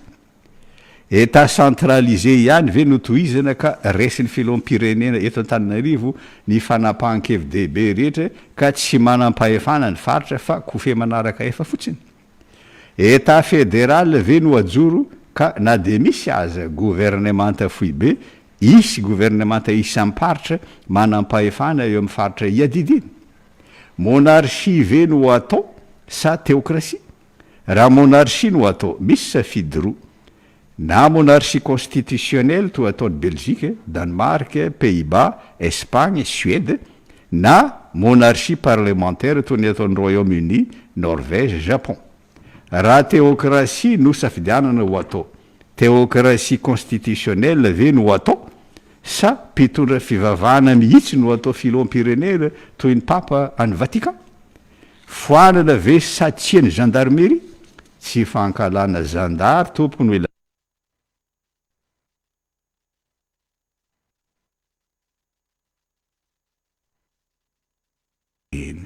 ary tsy roana ny zandary raha ravana ny gendarmerie fa afindra toerana izay zandary te hijanona mpitandro filaminana de avadika ho polisy izay tsy tian'izany de alefa any amin'ny tafibahoaka tsara tsipiana fa tsy misy gendarmerie amin'ny firenena rehetra vitsy ny firenena manana gendarmerie ary ka voalohany amin'izany Frantsa sy ireo zanataniny taloha eo koa Italie sy Espagne manana gendarmerie misy firenena nanana gendarmerie taloha fa noravaniny gendarmerie de navadiny ho polisy ny zandary ohatra Allemagne, Belgique, Luxembourg, Irlande, Pays-Bas any États-Unis tsy misy gendarmerie fa polisy misy rantsana maro amin'ny fanjakana fédéral foibe sy any amin'ny faritra tsirairay ohatra ny FBI de polisy pirenena miady amin'ny fanaovan-dratsy amin'ny firenena iray manontolo fa manana polisy manokana koa ny faritra na état any États-Unis atao hoe state trooper tsy misy gendarmerie koa any amin'ny Royaume-Uni fa polisy isam-paritra tsy misy gendarmerie any Japon fa polisy isaky ny préfecture hoery fierovantena zany hoe autodéfense ary manana polisy anazy manokana ny tafika any Japon de ny polisy militaire fantanena tokony valiana koa amin'izany fanorenana ifotony zany de ity bicamérisme ve no atao eto Madagasikara sa monocamérisme ny bicamérisme de fizarana ny antenne-mière ho sampana roa ny antenne-mière tsotra chambre basse sy ny antenne-mière-ndolona chambre haute bicamérisme no ataon'ny France sy ny zanataniny taloha manao tahaka zany koa États-Unis, Espagne, Italie, Suisse Islande no firenena européana nampiatra ny monocamérisme hatram'izay ka hatram'izao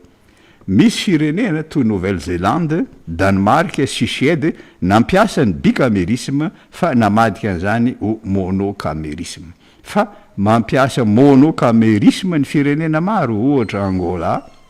Arabie Saoudite, Azerbaïdjan, Bulgarie, Burkina Faso, Chine, Chypre, Corée Atsimo, Danemark, Emirates, Finlande, Gambie, Irak, Iran, Israël, Mali, Maurice, Mauritanie, Monténégro, Nicaragua, Niger, Sénégal, Seychelles, Tanzanie, Tchad, Ukraine, Vatican, Venezuela, Vietnam, sy ny sisa nolazaiko teo fa tsy antenena anao refondation ny mpanao politika manao fanahinina manao ratsy ve ireo mpanao politika ireo tsy tompoko mandeha ampatsora ireo mpanao politika ireo raha milaza ho mikasika ny tombontsoam-pirenena fa izao tsy tafavoaka izy ireo satria sady tsy mahay tantara no tsy mahay soratra masina de tsy mahita ny ady ataon'ny satana amin'Andriamanitra mandritry ny taonjata maro ireo mpanao politika ireo raha tsy mino an'izany ianao asevy mamaly an'ity fanontanena ity ny mpanao politika fantatro lazena foana fa feon'Andriamanitra ny feom-bahoaka marina ve zany raha mamaly zany fanontanena zany mpanao politika ny teny hoe vox populi vox dei no lazainy diso be zany tompoko tsy feon'Andriamanitra ny feom-bahoaka ka sady tsy misy ao amin'ny baiboly ny teny hoe vox populi vox dei no zavatra mifanohitra am'izany aza no lazainy baiboly izao masy ny teny ataon'Andriamanitra ny fihevitro tsy fihevitra reo tamin'ny taonjato fahavalo no niseho voalohany izany teny vox populi vox dei zany tamin'ny andro ny empereur Charlemagne ny dadasika ny fanjakan'ny Charlemagne satria nandrakotry ny andro tokony Europe France Allemagne Italie Belgique Pays-Bas Suisse Autriche Slovenie nisy vahoaka nanao fihetsiketsehana tamin'izany nitaky zavatra tamin'ny Charlemagne de niseho voalohany le teny hoe vox populi vox dei satria nisy tandapa tao Aix la Chapelle renivohitra ny teny tamin'ny Charlemagne fa tokony tanterahany fangatahany vahoaka satria vox populi vox dei tsy afapo tamin'izany fanazavana izany Charlemagne koa satria moa resaka Andriamanitra no natao nanontaniany ny hevitry ny mpitondra fivavahana ire to teny tamin'izany teo amin'ny sehatra iraisam-pirenena dia ny religieuse anglo-saxon Alcuin de tahaka zao ny valiteny nomeny Alcuin any Charlemagne tamin'ny teny latina mantsy no teny iraisam-pirenena tamin'izany hoy izy nec odiandi quis solant discere vox populi vox dei quiem tumultuositas vulgi semper insanie proxima sit aza mihaino reo olona milaza aminao fa feon'Andriamanitra ny feom-bahoaka satria feno adalàna ny teny ataon'ny vahoaka manao fihetseketsehana tsy mampaninona raha tsy mahay matematika raha tsy mahay fizika raha tsy mahay chimie ny mpanao politika fa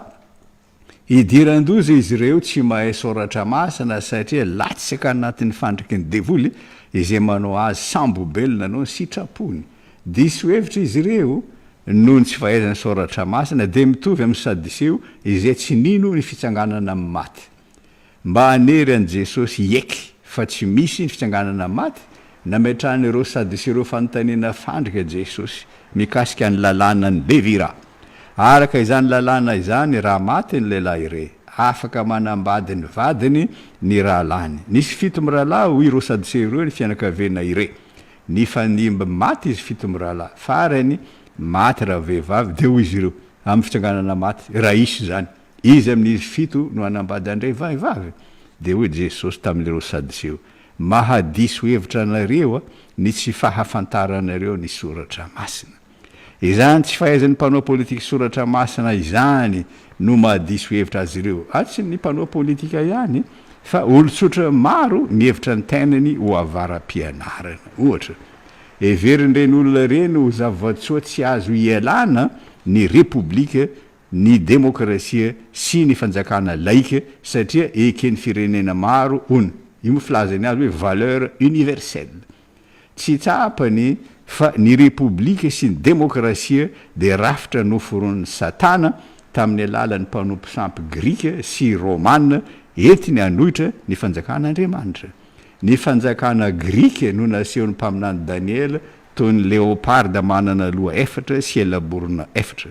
ny fanjakana romana no nasehony toy ny biby matsiravina sady matanjaka manana nify visy tandroka folo nisy fanjakana nanan-daza taloha toy ny egyptianina ny babylonianina ny assirianina ny medianina sy ny persianina fa tsy nisy nametraka lova ratsy anohitra ny fanjakan'Andriamanitra izy ireo ny grika sy ny romanina no nanao an'izany avy tamin'ny grika tompoko ny demokrasia satria raha rasaina zany teny zany demos vahoaka sy kratos fahefana no dikany avy tamin'ny romanina ny republika satria raha rasaina zany teny zany res publica zava-bahoaka no dikany tany Atène no namoronan'ny klistaine demokrasia tamin'ny taonjato fahavalo talohan'i Jesosy Kristy mba hampitovy zo ny olona rehetra eo anatrehan'ny lalàna no amafisin'ny Périclès zany tamin'ny taonjato fahadimy talohan'i Jesosy Kristy raha najorony ny demokrasia mivantana na demokrasia directe toy ny firenena rehetra fanjakana andriana no nisy tany Roma fahiny fa narodiny vahoaka romana i Tarquin le Superbe mpanjaka farany tao Roma de nosoloany fanjakam-bahoaka na republique rava nefa ny republique tao Roma tamin'ny 7 talohan'i Jesosy Kristy no nataony Jules César araka ny lalàna républicaine tamin'izany tsy mahazo miampita ny renirano Rubicon mitondra andena maramila ny lehibe ny tafika no dikainy Jules César izany lalàna izany satria niampita ny ony Rubicon izy niaraka tamin'ny miaramilany de niditra tao Roma de nazerany ny Sénat rava noho izany ny république tao Roma de nisoloany Jules César empire ny zanany Augusto Caesar no empereur romana voalohany nanomboka tamin'ny 17 talohan'i Jesosy Kristy hatramin'ny 410 Tibero Caesar no empereur romana faharoa nanomboka tamin'ny 410 ka hatramin'ny taona 730 i Tibero Caesar no nanendra ny Pontius Pilate o gouverneur ny Judea ary mba nafoana ny fivavahana kristianina na ampiasainy satana nanenjika ny kristianina ny empire romana tamin'ny alalan'ireo empereur ny fandimby Néron, Domitien, Trajan Dies, Aurélien, Dioclétien, Galère kanefa na de mafy aza fa ny fanenjena tsy maty ny kristianisme fa vomaika ny roborobo azy maro aza ny mpanompo sampy niova ho kristianina tao Roma de nanova paika i satana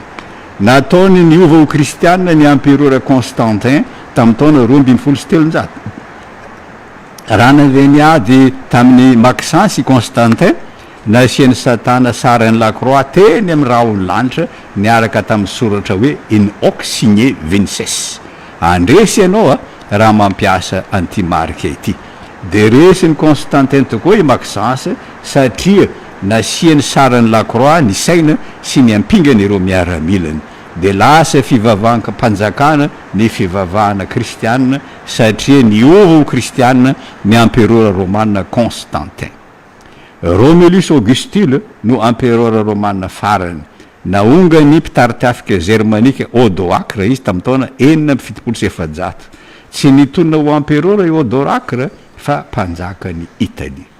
de omeny baiboly toerana manokana ny grika sy ny romana satria na de nanohitra ny fanjakan'Andriamanitra aza ny fanjakana grika sy ny fanjakana romana nisy olon-tsotra grika sy romana niova ho kristianina izany no antony nanoratan'ny apôstôly Paoly epistily ho an'ny romana de ho an'ny kristianina tany Roma ho an'ny korintianina de ny kristianina grika tany Korinto ho an'ny galatianina de ny kristianina grika tao Galatia ho an'ny efesianina de ny kristianina grika tany Efesosy ho an'ny filipianina de ho an'ny kristianina grika tany Philippi ho an'ny kolosianina de ho an'ny kristianina grika tany Colossia ho an'ny tesaloniamina de ho an'ny kristianina grika tany Tesalonika fa tsy misy epistily ho an'ny egyptianina ho an'ny babylonianina ho an'ny medianina ho an'ny persianina sy ho an'ny firenena rehetra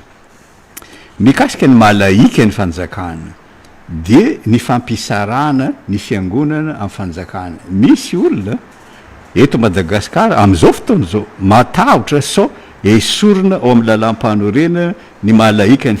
fanjakana aorian'ny fanaovana fanorenana ifotiny tonga tao an-tsainy izany aiay zany tamin'ny 20 novembre raha nahita ny colonel Michael Randenerina ny tafy ny ankanjony mpiandry FLM sy nitondra baiboly teny an-tanany izy teny amitoby FLM Bethesda Ambohibo amin'ny maha-olo-pirenena azy hoy ireo olona reo mananjo anaraka ny fivavahana tiany colonel fa amin'ny maha-filom-pirenena azy tokony ajainy ny mahalaika ny fanjakana raha anisan'ireo olona manana izany aiay izany ianao fantatra ao ave ny loharano ny puiran'ny laïcité de l'état raha avy tamin'ny romana ny république raha avy tamin'ny grika ny démocratie avy tamin'ny frantsay tompoko ny laïcité de l'état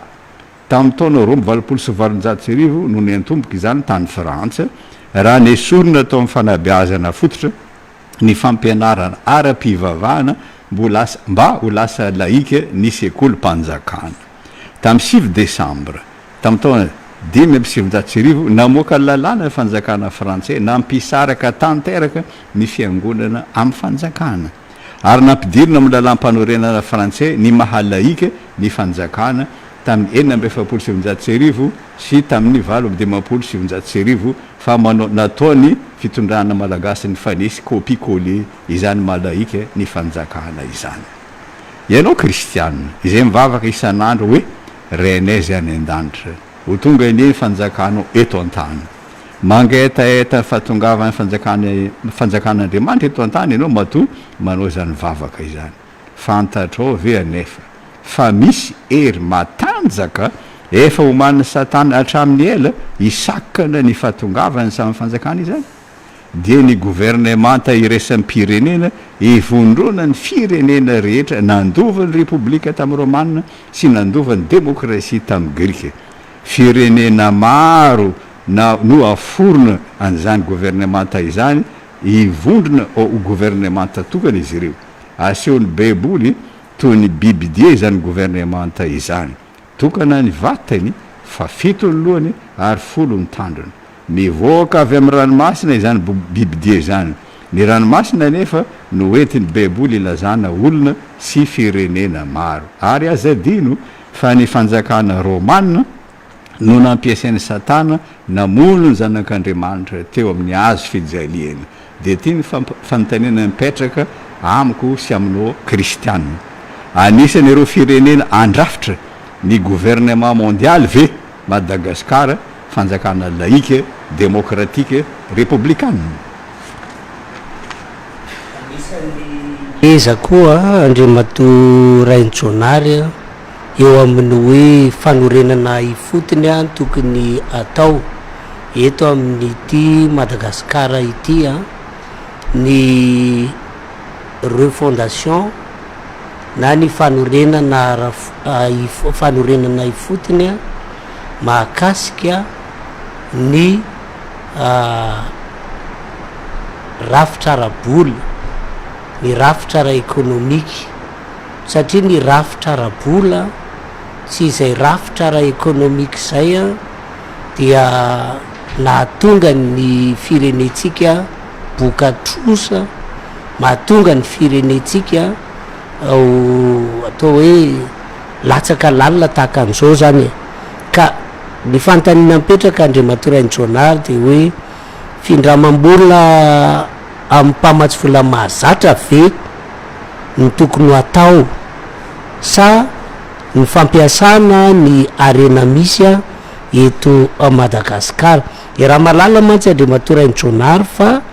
maro de maro ny arena sy otrika arena eto amin'ity Madagasikara ity kanefa mampalahelo a de tsy ampy ny volany fitondram-panjakana mifanesy a de mahantra fa diranovana mivoaka malagasy a manana arena maro ny atsika ohatra hoe ny ilmenita ny zirconium trandrahan'ny QMM ny a Fort Dauphin ny cobalt nickel ny Ambatovy misy uranium misy graphite eto amin'ity Madagasikara ty ao ny vatosoa isan-karazany safira ny lakaka ny rubis any Andilamena ny émeraude ny ranotsara Tambobe ary any Jeda any Fotadrevo Moramanga ny volamena moa de ireo raha tsika mahafantatra fa dia miondrana sy mivoaka antsokosoko ajerepotsiny toy ny tanina lavona ary olombitsy de olombitsy no mitavana an'izany vola avy amin'ny volamena zany kanefa tsika tia de mindram-bola tsy akijanona any amin'ireo mpamatsy vola mahazatra ary tsy mitsitsitsy mihitsy izay vola alaina ny mpitondra kanefa mametraka fepetra entitra ireto mpamatsy vola mahazatra reto tahaka ny hoe namatorana antsika tamin'ny alalan'ny pasy na ny programme d'ajustement structurel novaina ho fasy raha izy tato aoriana fonds d'ajustement structurel renforcé novaina ho FRPC fonds de réduction de la pauvreté pour la croissance niova ho DCPE document cadre de politique économique lasa mampitatorina ankehitriny dia ny FEC na ny facilité élargie de crédit sy ny FRD, Fonds pour la résilience et la durabilité, ka lasa ny sainy Andriamatora Intronary tsy afaka miala am'ireo mpamatsy vola mazatra ireo mihitsy ve isika ka ny mba ohatrany hoe ny arena mihitsy zany no tokony hoe ampiasainy raha ny eto Madagasikara sy le tany saina be de be teo. Ismail, nomen'Andriamanitra rena be Madagasikara kanefa mampalahelo sady milentika anaty fahantrana ny vahoaka malagasy no tsy manambola ny fanjakana satria ny fitopolo isan-jaton'ny vola entiny miasa de avy any ivelany daholo ary milazan'izany mazava ireo mpitondra reo tsy androso mihitsy Madagasikara raha vola avy any ivelany no antenena de ny trosa manandevo ataon'ireo mpamatsy vola mahazatra indrindra ny FMI trosa olovainjafy ka financement national ny tokony atao izany hoe tokony anambola ny fanjakana malagasy ka tsy anantena na $1 aza avy any ivelany ampiodina ny raharam-panjakana eny tompoko averiko indray tsy tokony anantena na $1 aza avy amin'ny ivelany ampiodina ny raharam-panjakana ny mpitondra sahiran-dava tsy afaka mitraka ny vahoaka malagasy satria ny mpanao politika sy ny mpahay toe-karena no mpamosavy tsy afaka mpamatsy vola mahazatra izy ireo ny raha nahita izany tamin'ireo fitondram-panjakana nifanisy hatramin'ny fahaleovantegna ary mampalahelo fa mbola mitranga koa izany amin'izao fitondrana milaza anao refondation izao satria tamin'ny 20 novembre lasa teo niona tamin'ny Erinjatovy Ramiarson ministry ny vola sy teo-karena teny Antaninarenina i ato sec solitainan'ny Banque mondiale monina eto tamin'ny 20 novembre niona taminy teny Antaninarenina koa Andriamatora Adam Amomonina solitainan'ny BAD sy Kodjovi Mawid Plimi Eklo solitainan'ny FMI izay nampatsiahy azy ny famatsiam-bola FEC facilité élargie de crédit si FRD Fonds pour la résilience et la durabilité fa malahelo ara milazan'ity ny ministre ny angovo Andriamatoa ny Andro Ralter no tena tsy hanao fanovana na refondation satria nambarany fa hotohizana ny tetikasa famokarana herinaratra amin'ny rian-drano any Saofika sy Volobe tsy ny fanamboarana toadrano tompoko no ratsy fa izy ireo miteraka trosa manandevo satria tanterahana miaraka mpandraraha vahiny tsy miankina sy ny mpamatsy vola tsy mitsitsy ampatsiahiviko raha nadininao pieno fa anisany fiaraha-miasa nosoniavin'ny filoha frantsay Emmanuel Macron teto Antananarivo niaraka tamin'ny filoha teo aloha Andry Rajoelina tamin'ny 13 avril lasa teo ny fanamboarana toadrano amokatra herinaratra 120 mégawatt any Volobe atsangana noho izany ho izy ireo ny CGHV Compagnie Générale d'Hydroélectricité de Volobe raha ny orinasa vahiny sy ny mpamatsy vola tsy mitsitsy dia ny orinasa français EDF Électricité de France ny mpamatsy vola français AFD ny vondrona orinasa marokana Afrika 50 ny vondrony orinasa Axiane any Asnaina Iriji sy ny rahalahiny Amine Iriji rafitinina zany Yasanene Iriji miaraka amin'ny frantsay no amokatra herinaratra ao Volobe izany no ilazako fa tsy hanao fanovana na refondation Andriamatoa ny Andro Ralter ministre ny angovo ankehitriny nanomboka tamin'ny taona 1970 raha nindram-bola tamin'ny FMI sy ny Banque mondiale ny firenena sahirana ara-bola no terena nanao passe izy ireo passe programme d'ajustement structurel zava-doza nefa ny passe satria namboarina araka ny consensus de Washington tetika fanankandanany firenena mindrambola tahaka zao raha fitinina ny zavatra takiny FMI sy ny Banque mondiale amin'ny firenena mindrambola aminy ao amin'ny consensus de Washington tsy maintsy ampiarina ny vidinentana tena izy zany hoe vérité des prix ary ahitana zany tsara ny fampiakarana ny vidintsoloka eto Madagasikara kofe manara-panjaitra fotsiny ny OMS milaza hoe mécanisme d'ajustement automatique des prix des carburants fa ny sitrapony Banque mondiale tsy maintsy tanterahana ao anatin'izany consensus de Washington zany tsy maintsy AN ny isan'ny mpiasam-panjakana tsy maintsy andoavam-bola ny zavatra rehetra omeny fanjakana na ny fitsaboana amin'ny hôpitalim-panjakana aza ao amin'izany consensus de Washington zany fady ny manome subvention ny orinasam-panjakana tsy mahazo mitantana orinasa ny fanjakana ka tsy maintsy ataony privatisation mba anome sehatra ny orinasa tsy miankina izay vahiny matetika sy ny sisa averiko ndre manaova fikaroa ianao mikasika ny consensus de Washington kanefa fitramam-bola amin'ny FMI no ankalazain'ny mpahay-toe-karena eto Madagasikara firenena maro tompo no nidiran-doza noho ny consensus de Washington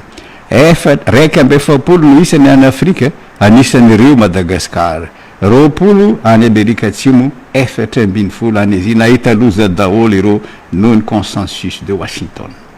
eto Madagasikara vokatra izany fanerena ataony FMI sy ny Banque mondiale zany namidy ireo banque malagasy BTM BFV Beni nasainy FMI sy Banque mondiale namidy ny ankamaroany orinasam-panjakana tabia sy rehareny fanjakana malagasy rehefa misy ohatra vitsivitsy Lalasoa Sogedis Somalak Sokomi Somadex Forestras abattoir frigorifique de Majenga abattoir national de Morondava compagnie malgache de navigation Lansu Rindre Sodite Sopraex AR route service Coroa Famama ferme d'état Sakay ferme d'état Vuimasina Torginol 6 Darieux Sevima Sempa Samanguki SNTP Solima Somako 10 Somapalme Toul Sofitrans Fima Serdi Sib Telma RNCFM Asima Surama Sovanio Sevmakam Sorima Kafema Adema 3A SMTM Rus Soama FIFAB Souvenir sisa am'izany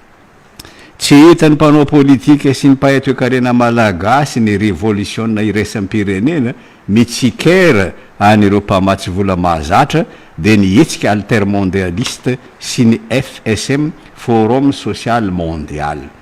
olona avy amin'ny firenena maro indrindra avy amin'ireo firenena mindrambola amin'ny FMI no mivondrona ao amin'ny hetsika altermondialiste sy ny FSM manohitra ny fanatontoloana amin'ny endriny mahazatra everiny ho mampididoza mitaky fanatontoloana hafa izy ireo ka tahaka izao ny teny filamatra voiziny un autre monde est possible ho azy ireo ny politika nampiarany FMI no nampahantra ny firenena maro lazainy fa tsy fond monétaire international no dikany FMI fa FOME et miséria international zany hoe anohanana sy fahoriana iraisam-pirenena atao isan-taona ny hetsika FSM tany Porto Alegre any Brésil no nanaovana an'izany voalohany tamin'ny taona 2000 fa firenena maro no efa nampiantrano izany tateorina tany Bombay tany Bamako tany Nairobi Dakar voaingana eto tany Nepal tamin'ny février tamin'ny taona lasa tany Cotonou tamin'ny juillet tamin'ny ty taona ity fa bagaga sady tsy mampiantrano an'izany FSM izany sy ny hetsika altermondialiste Madagasikara no tsy manatrika amin'ny fivoriana izy ireo ny mpanao politika sy ny mpahay-toe-karena malagasy matahotra sao de tsy omeny FMI sy ny Banque mondiale vola izy ireo noho izany fifikirana amin'ny mpamatsy vola mahazatra izany ny diran-doza hatramin'ny tafika izay tokony ho aroriaka farany.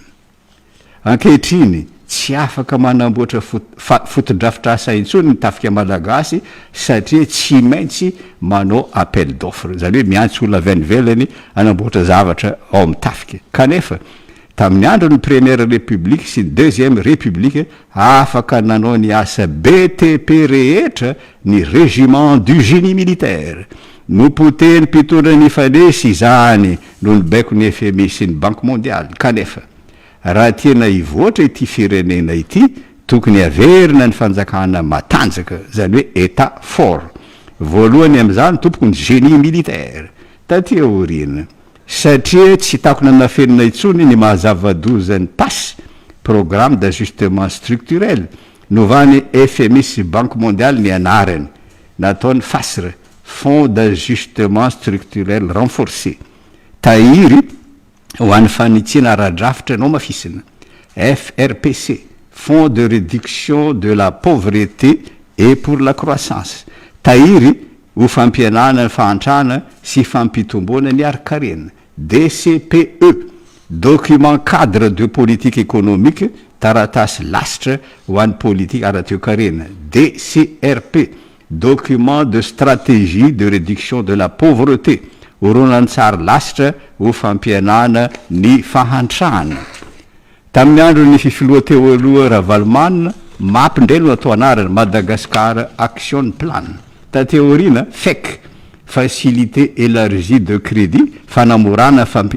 fampindramam-bola mivelatra. FRD, Fonds pour la résilience et la durabilité. Misy zava-dehibe tsy maintsy atao am'ty resaka trosa ty mba ialana amin'ny trosa manandevo, kanefa mahagaga fa tsy lazainy mpanao politika malagasy sy ny mpahay toekarena. Inona moa izany? De ny fanaovana fanadiedena ny trosa, audit de la dette. Raha saina manazava an'izany ianao mpiaina, inona moa no atao hoe audit de la dette? Hainao ve manazava an'izany? Atao lisitra ny trosa rehetra nanomboka tamina zona falevantena, de esorina ny trosa tsy tokony alohan'ny vahoaka. Esorina ny trosa tsy tokony alohan'ny vahoaka. Mesy tompo ny trosa nataony mpitondra ny fanesy kanefa tsy tokony alohan'ny vahoaka, dia ny trosa ny mpitondra dette de régime sy ny trosa maharikoriko dette odieuse. Ny trosa mpanjakana ihany no tokony alohan'ny vahoaka, dia ny trosa nahazo ny fankatoavany antenimieram-pirenena. Ny trosa ny mpitondra de trosa nataony mpitondra tsy nankatoaviny député, ka ny mpitondra nanao ny trosa ihany ny tokony andohan'ny trosa na de tsy eo amin'ny fitondrana azy izy. Ny trosa maharikoriko de trosa nataony mpitondra ho tombontsony manokana fa tsy ho tombontsombahoaka, ka tsy tokony alohan'ny vahoaka malagasy. Fa ny andrivotra tompoko ny findramam-bola amin'ireo mpamatsy vola mahazatra satria ezaka avy anatiny tokony ataontsika. Ohatra telo no omeko mikasika izany ezaka avy anaty zany. Ohatra voalohany, ampiasaina ny vola 10 milliards dollars no lazainy ny ministry ny fitsarana vaovao Ramatoa Faniry Tsoernevo tamin'ny famindram-pahefana nataony tamin'ny 7 Oktobre tamin'ny nisy ny fitsarana teo aloha Andriamatoa Rakotomandimby Benjamin. Ohatra faharoa, ny arena misy eto Madagasikara no ampiasaina, ary ohatra fahatelo amin'izany ezaka avy anaty zany amidy ny andramena efa voakapa. Resiko tsirairay ro. Tamin'ny famindram-pahefana teo Andriamatoa Faniry Tsoernevo sy ny ministry ny fitsarana teo aloha Andriamatoa Rakotomandimby Benjamin tamin'ny 7 Oktobre, nilaza Ramatoa Faniry Tsoernevo fa 10 milliards dollars, 10 milliards dollars ny vola very miparitaka ny ivelany ka tsy maintsy averina eto Madagasikara. Vola sy fananana azo tamin'ny fomba tsy ara-dalàna ireo hoy izy fa nofotsiana de lasa any ivelany. Izy vao miara manokana atsangana miaraka amin'ny États-Unis, Royaume-Uni sy Suisse. Everina fa tafiditra amin'izany ezaka izany missiona ny Ramatoa ministre Faniry Tsoernevo tamin'ny Andriamatoa Frantz Xavier Perez, ministre ndrarambahiny Suisse sady secrétaire mpanjakana Suisse amin'ny fitsarana tamin'ny 3 Desambra satria nanaiky anakatona ny compte-mbola ny teratany malagasy any Suisse i Frantz Xavier Perez raha tafiditra anatin'ny raha maloto izy ireo. mikasika izany famerenam-bola izany tahaka zao ny teny nataony filoha ny colonel Mikael Randrenirina raha ny resaka tamin'ireo malagasy any ivelany izany hoe tamin'ny diaspora tamin'ny 10 novambra hoy izy mba hampiverina ty Madagasikara ireo vola nampandosiriny sasany any ivelany hiaraka hiasa amin'ny orinasa mpanadiady ara-bola iresan'ny pirenena ny gouvernement zany hoe cabinet d'audit international cabinet reo izy no resana eto Madagasikara orinasa norvégiane no anao ny asa satria mahazo vokatra tsara ny norvégiane amin'ny ady atao amin'ny kolikoly orinasa amérikana no anao ny fanadiadina any ivelany hoy ny colonel Mikael Randrenirina manadiady compte-mbola no ataony orinasa tahaka izany na olo-tsotra no tompony compte na orinasa afaka manao fanadiadiana irasan'ny pirenena ny cabinet d'audit satria manana sampana amin'ny firenena maro izy ireo maro ny cabinet d'audit manao zany asa izany ary saika any amin'ny firenena tandrefana no misy azy indrindra any amin'ny Royaume-Uni sy any États-Unis ohatra efatra no omeko de ireo lehibe efatra Big Four Deloitte, PwC, PricewaterhouseCoopers, Ernst & Young ary KPMG. Ny cabinet Deloitte ohatra de manana sampana 7 erany Afrika ary miasa amin'ny firenena 4 raha miara-miasa amin'ny orinasa mpanao fanadiadiana irasan'ny pirenena tahaka izany ny mpitondra ankehitriny ho fantany ny fomba nampandosirany Andriamatoa Mamra Vatomanga ny volam-panjakana 900 miliara nankany ivelany ho fantany koa iza no nanampy azy ary aiza no misy anireo vola nangalarina ireo mikasika ny arena ohatra faharoa zany misy ohatra n'Andriamanitra fa manana arena betsaka Madagasikara araka ny latsoratra navoaka ny gazety Jeune Afrique tamin'ny 4 novambra tamin'ny taona 2022 misy uranium betsaka eto Madagasikara tsy lany laniana ny tahirin'ny ilmenite sy zirconium any Fort Dauphin trandrany QMM any Moramanga misy tahirin'ny nickel latéritique anisan'ny lehibe erany izao tontolo izao trandrahan'ny orinasa Ambatovy misy graphite betsaka eto Madagasikara satria tombanana ho 920 tapitra isa-taona ny tahiry graphite eto Madagasikara ka ny orinasa Galois no mitrandraka an'izany tsy tapaka nandritry ny 20 taona misy entona voajanahary betsaka any Mahaboboka Sakara misy kromany be manevika ary mitrandraka an'izany ny orinasa mpanjakana kroma raha mbola velona any amin'ny faritra Betsiboka misy vato sarobidy betsaka eto Madagasikara raha tsy anonona fa tsy ny safira ny lakaka andranodambo sy ankazobe ruby any Andilamena amin'ny faritra Ejeda Fotadrevo émeraude any Antsirabe Ranotsara Antambobe ny pirofo mampiseho fa misy émeraude eto de ny zavanitranga tao Ambotsirohitra raha nilaza vaovao tao amin'ny TVM Andriamatoa Karl Andriamparany ministre ny arenan kibonitany tamin'ny 12 novambra nilaza izy fa misy bolongana émeraude milanja 300 kilo mbola anatin'ny fonony vato sy tany na fenina ao andapa-Ambotsirohatra raha ny volamena no asiany teny maro ny faritra misy volamena eto raha tsy anonona fa tsy Andavakoera Maivatanana Ibitany Antsirabe Antsahalava Satorendrika akaiky ny Ambositra Antala Soamamanina sy ny sisa mampalahelo anefa fa manodidina ny 4 taona isan-taona ny volamena aondrany sasiny antsokosoko makany ivelany 4 taona 4 kilo zany raha ohatra ka 117 080 no vidiny volamena 1 kilo io amitsena iraisam-pirenena 468 320 000 no vidiny zany volamena 4 taona verivery isan-taona izany raha voara-maso tsara ny fitrandrana volamena eto maro ny asagoavana azo tanterana tsy mila mpamatsy vola avy any velany fanamboarana toadrano ahafahana mamokatra herinaratra amin'ny alalan'ny rian-drano mba hanafoana tanteraka ny délestage fanamboaran-dalana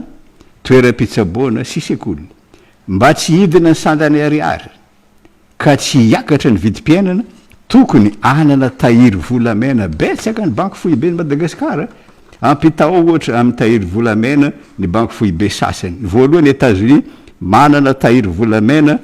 8,3 tonnes. Faharoa Allemagne manana tahiry volamena 3,9 tonnes. Italia ny banky foibe ny Italie manana tahirina volamena 2,2 tonnes. Frantsa aza mba manana tahirina volamena 2,4 tonnes. Madagasikara zay manana volamena be de be 2 tonnes monja no tahiriny banky foibe ny Madagasikara. Zay moa tsy hiakatra ny vidim-piainana. Mikasika ny menaka mavesatra huile lourde any tsy miroro azo avadika ho solika na fuel sy carburant izany araka ny fikarohana nataon'ny professeur Solofo Jonis. Nasehony tamin'ny filoham-pirenena Randrianirina Patrick izany tamin'ny 20 novembre lasa teo. Efa antaonany maro no nanaovako fikarohana sy nahitako vokatra ho izy fa tsy norarainy mpitondra teo aloha. Nanomboka tamin'ny 2012 hatramin'ny 2020 ho izy fiara maro no nanjifa nio tracteur maro tany Ambatondrazaka fa tsy nisy na ire aza ny tarena. Tsy mbola nisy ho izy teto Madagasikara namadika huile lourde ho lasa fuel na lasa carburant ka afaka mamokatra ny rehetra fa tsy zao ireriany.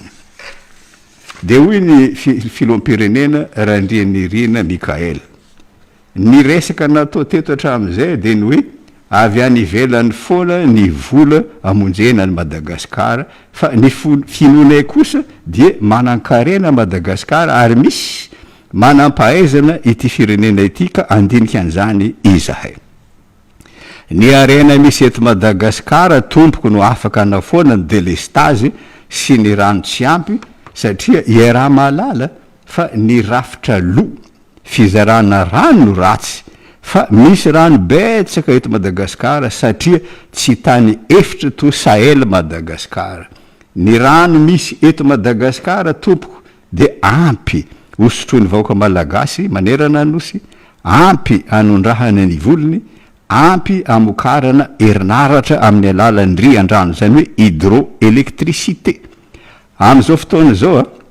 7,7 isan-jato fotsiny ny herinaratra vokarina amin'ny alalan'ny rian-drano. Kely sy bitika izany satria araka ny fanadiadena natao misy 3,7 ny toerana afaka mamokatra herinaratra. 8,0 terawatt-heure amin'ny alalan'ny rian-drano. Terawatt-heure unité d'énergie de mira amin'ny 2 milliards kilowattheure. Araka ny fijeren'ny Banque mondiale, Madagasikara no firenena fahatelo aty Afrika manana rian-drano tsy lany laniana aorian'ny RDC, Congo sy Éthiopie. De amporisin'ny Banque mondiale Madagasikara mba amboarina aingana ny toerana afaka amokarana herinaratra amin'ny alalan'ny rian-drano. Any Volobe afaka mamokatra 2,7 mégawatt. Any Saofika afaka mamokatra 2,7 mégawatt. Any Tetezambato afaka mamokatra 2,7 mégawatt. Mahavola 300 mégawatt. Izany no lazain'ny Banque mondiale tsy ho fitiavana antsika fa anteneny fa indram-bola aminy ny fanjakana malagasy mba anamboatra ny fotodrafitrasa anaovana ny asa. Tsy ampy ny rano eto kanefa manana renirano betsaka Madagasikara fantatsika zany ohatra any avaratra Besokatra, Irodo, Saregnana, Anatsinanana, Faraony, Ivondro, Mananjary, Mananara, Mangoro, Maningoro, Namorona, Rianala. Any Andrefana, Mahavavy, Mahajamba, Sambirano, Onla, Manambolo, Mangoky, Imbaloto, Maloto Lalana, Sofie, Bemarivo, Tsiribiana, Sakeny, Mahajilo, Kitsamby, any atsimo Linta, Manambovo, Manarandra, Mandrare, misy renirano maro eto. Oampy mandavantaona ny rano erana Madagasikara raha asiana tohadrano amin'ny rano ny tany isaiko teo reny. Ary ity no zava-dehibe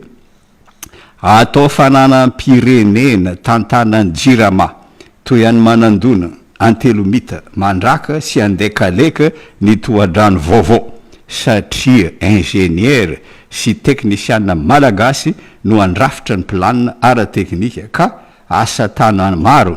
imo ataon'ny vahoaka malagasy no anamboarana azy fa tsy vola avy amin'ny mpamaty sy vola mahazatra tsy mitsitsy na fiaraha-miasa 3P na concession miaraka amin'ny orinasa vahiny tsy miankina. Izany tompoko no nataon'ny vahoaka sinoa. Fantatrao ve fa tamin'ny farany ady lehibe faharoa zareo tamin'ny 1947 Chine no firenena mahantra indrindra eran-tany rehefa avy nizoanany Rosia sy Japonais izy. 7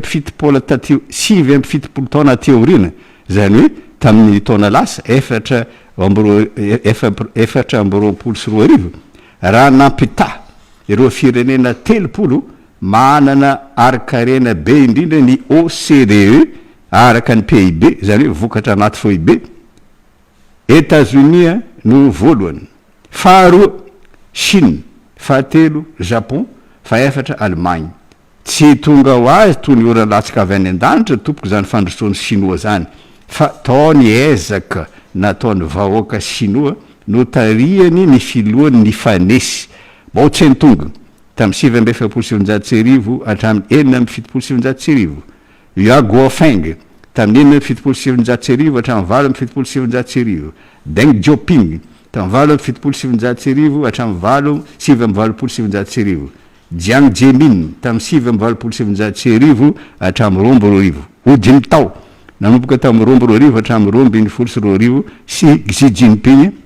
nanomboka tamin'ny 2,200 hatramin'izao. Maro tompoko ny toadrano nataon'ny vahoaka sinoa. Arak'izany fa ny lehibe indrindra mampitolagaga n'izao tontolo izao dia ny barrage des 3 gorges. Izany barrage zany dia manana halavana 2 kilometra sy 5,700 ary manana havo 5,700 metra.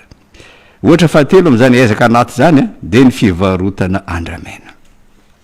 Ny resaka mikasika izany fivarotana andramena zany ny lieutenant colonel Gervais Andriamiarisoa mpanolontsaina avo ho an'ny fanorenana tany Sambava tamin'ny 20 novambra lasa teo tamin'ny fanokafana ny atrikasa mikasika ny lavanio. Nambarany tamin'izany fa mandinika ny fivarotana an'ireo andramena voatahiry erany Madagasikara ny mpitondra ka efa mandinika an'izany ho izy ny fanjakana. Nandre anjara fitenenana tamin'izany koa ny député Issa Charles Ibrahim Filoalefitry ny antenière namporisiany ivarotra n'ireo andramena ireo ny mpitondra. Izany koa ny antso maika ataony Andriamatoa Issa ny Laisoa Jean-Pierre sy John France Bekasy filohan'ny fikambanana vaovao SOS Bois des Roses najorony tany Antala tamin'ny 4 Desambra lasa teo. Efa ela no ny kasa ivarotra n'ireo andramena ireo ny mpitondra ny fandimby fa nosakana ny CITES, Convention sur le commerce international des espèces menacées d'extinction. Dia jerem-potsiny toy ny tanina lavoana ve ireo azo sarobidy ireo kanefa $6,000 no vidiny 2 tonnes amin'ny andramena eo amin'ny tsena iraisam-pirenena. Idiran-doza ny firenena malagasy izao satria voany complexe du colonisé ny mpitondra sy ny mpanao politika matahotra sao miolon'olona, matahotra sao omeny fianakaviam-be iraisam-pirenena sazy. De ekeny daholo mifepetra enjana apetraka ireo ery kapitalista sy ery impérialista na mampididoza ny vahoaka malagasy azy. Tsy mbola nisy teto Madagasikara mpitondra Fanorla masaky ny fianakaviam-be iraisam-pirenena toy Thomas Sankara tany Burkina Faso, Hugo Chavez tany Venezuela, Lula da Silva tany Brésil satria tsy fikapana azo mbola maniry tompoko ny resaka atao amin'ity resaka andramena ity fa fivarotana azo voakapa lo eo an-toerana. Ny zava-mitrango amin'ny Jirama no ahitana tsara izany toetra ny mpitondra sy mpanao politika mandady eo anatrehany fianakaviam-be iraisam-pirenena izany. Efa 15 taona izao ny Jirama satria tamin'ny 17 oktobra taona 5,700 no namoronana azy raha natambatra ny orinasa roa andaniny ny SMEE Société Malagasy des Eaux et Électricité, ankilany ny SEM Société des Énergies de Madagascar. Orinasa matanjaka nanana na izy azy nanao bénéfice sy ny jirama tam'izany raha itompoko la Caleb Rakotoarivelo no DG. Fa mampalahelo ny korosofana ny jirama raha niaraka tamin'ny Banque mondiale. Izany indrindra no mahatezitra ireo mpiasan'ny jirama am'izao amin'ny Ron Weiss tale général napetraka ny Banque mondiale. Nolobekony ma Banque mondiale tsy mahazo mamokatra herinaratra ny jirama fa tsy maintsy mividy amin'ny orinasa tsy miankina vahiny. Tsy mahazo mividy solika mivantana ny jirama fa tsy maintsy mividy amin'ny orinasa tsy miankina vahiny. Ary mbola orinasa vahiny tsy miankina koa no antsoina anamboatra tohadrano amin'ny famokarana herinaratra amin'ny alalan-drian-drano. Tsy miafina aza ireo orinasa tsy miankina vahiny ireo amin'izany satria hita mpoko, hita mpirenena ny zavatra ataony. Tsy ny mpandraraha vahiny mampiasa vola eto tompoko ny lavina amporisinanao zany aza izy ireo, fa ny orinasa mpanjakana jirama izay avokaviky ny toe-karena malagasy ka tokony ho tabia sy reharehan'ny firenena malagasy taingenany Banque mondiale sy latsaka ambany vahohony mpandraraha vahiny izany no lavina. Taingenany Banque mondiale tompoko ny jirama satria nilaza atout sec solitenany Banque mondiale tamin'ny 2 Desambra lasa teo fa nanokana 100 tapitrisa dolara ho an'ny jirama ny Banque mondiale. Tsy fitiavana ny jirama no dikan'izany fa fanaovana privatisation ny jirama. Tsy mety tafarina ny jirama satria orinasa vahiny tsy miankina no sady mivarotra herinaratra aminy, no manofa groupe aminy, no mivarotra solika aminy. De toy ny voalavony no dikain'ny piso jirama tsy maty fa fohifohy volo. Tahaka zany koa tompoko ny zavatra mitranga ao amin'ny Eramady. Nandroso Eramady tamin'ny andron'ny tompoko laisany René Rasata Renketamanaga, Maurice Radzofer sy Henri Roger. Matanjaka ny Eramady tamin'izany ka rehareha ny mpiasany. Taty aoriana maty ny Eramady nosoloany any Madagascar Airlines ary toy ny jirama Pikaramanady Vaza no natao filohan'ny Madagascar Airlines. Fa tahaka izao no mampiavaka azy roa la. Raha nitsoka teto ny rivo mpanovana nanomboka tamin'ny 15 septambra nametra pialany le mercenaire Vaza tao Madagascar Airlines fa mifikitra toy ny dinta ile anankiray ao amin'ny jirama. Za tompoko tsy miambo mahay toe-karena mihoatra ireo économiste ka ny fanazavana omeny mpahay toe-karena sangany any ivelany tsy miaradia amin'ny FMI no omeko anao. Maro izy ireo fa ny fotoana tsy ampy ka roa ihany no singaniko, Andriamatoa Joseph Stiglitz sy Ramatoa Dambisa Moyo. Économiste sangany izany Joseph Stiglitz izany satria nahazo ny loka Nobel amin'ny toe-karena. Izy ny filoha lefitry ny Banque mondiale tamin'ny taona 770 magaga fa na de filohan'ny Banque mondiale aza i Joseph Stiglitz tsy kereny ny FMI tako zao. Oui, docteur tsy mahay ny FMI. Amarary folo tsaboiny maty ny sivy ary lefa folo matoa tsy maty de tsy nina tsara ny fanafody omeny FMI. Raha tia lalany bebe kokoa momban'izany ianao, vakeo ny boky nosoratany Joseph Stiglitz mitondra ny lohateny hoe Globalization and its discontents, ny fanatontoloana sy ny fahadisom-panantenana miaraka aminy. Tsy lavitra antsika malagasy tompoko ny fanayon-kevitra ataony Stiglitz satria tsy haiko natadidinao. Tonga teto izy tamin'ny taona 2000 nasainy filoha Teodora Valomanana izay nanantena fa ho amafisiny Stiglitz ny politikany ara-toe-karena ao amin'ny MAP izay mifanaraka amin'ny baikony FMI. Kanefa raha nanao atrikasa niaraka tamin'ny mpiasan'ny ministère ny toe-karena Stiglitz teny anosy tamin'ny 10 aogositra tamin'ny taona 2000 zao ny teny nataony. Tsy afaka androso ny toe-karena eo amin'ny firenena iray raha ambony ny tafampindramam-bola, kanefa ambony be ny tafampindramam-bola fototra 200 isanjato asainy FMI ataony banky foibenareo kanefa ekenareo de idiran-doza ny firenenareo.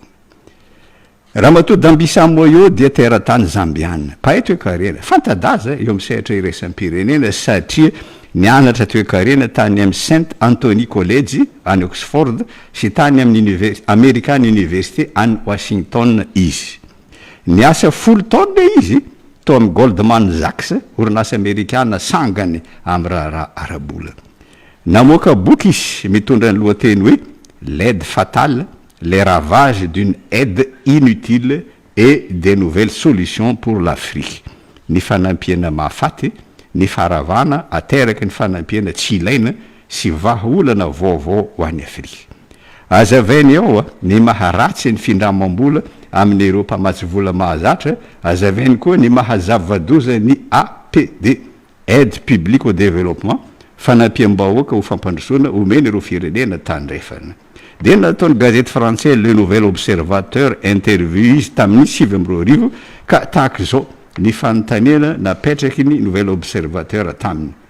nahoana no milentika anatin'ny fantrana i Afrika kanefa efa nomeny fianakaviam-be raisam-pirenena fanampiana mitentina 300 miliara dolara tato anatin'ny 70 taona tahaka izao valiteny nameny Ramatoa Dambisa-Moyo maro ny antony mahatonga ny fantrana ny Afrika kanefa raha tia alala ny antony mahatonga ny firenena afrikana ho mahantra ianao tokony dininao ny fomba fiasan'ny fanampiana omeny fianakaviam-be raisam-pirenena nampotombo ny fantrany afrikana ireo miliara dolara nomena azy teo anelanelan'ny taona 770 sy 770 raha tafakatra ambony be ny vola fanampiana nomena afrikana niakatra ny tany fantrana taty Afrika raha 100 zany teo aloha niakatra 900 zany noho ny fanampiana satria sady mampirisika ny fanaovana kolikoly ny vola omeny Eropa matsivola mahazatra no miteraka fiakaran'ny vidim-piainana no miteraka trosa tsy voaloha mandrakizay no mampitarazoka ny fitombony ny ari-karena no miteraka tsy fahamarinany toerana politika satria miady tiaka fitondrana ny mpanao politika rehetra mba ahazo ny anjarany so olany ihany ny paiso ankady fantatra ireo économiste piasan'ny FMI sy ny Banque mondiale tsara izany ora Ramatoa Dambisa-Moyo fa tsy masaky miteny izy ireo matahotra so sady voaroaka amin'ny asany no tsy ahita mpampiasa intsony no ataontsika hoe olana eo amin'le rafitra arabola rafitra ara-toe-karena Andriamatoa Raintsoanary tataky ny ahoana zany mety hoendriky ny diplomasia vaovao zany hoe ny diplomasia any Madagasikara mifandraiky amin'le fanorenana ifotony na ny refondation zao mantsy ny zavatra misy noho ny hetsika nataony ny vahoaka malagasy mitarihan'ny GNZ zay nefara tamin'ny fialan'ny filoha teo aloha de noesoriny vondriny Afrika zany tsy ho mpikambana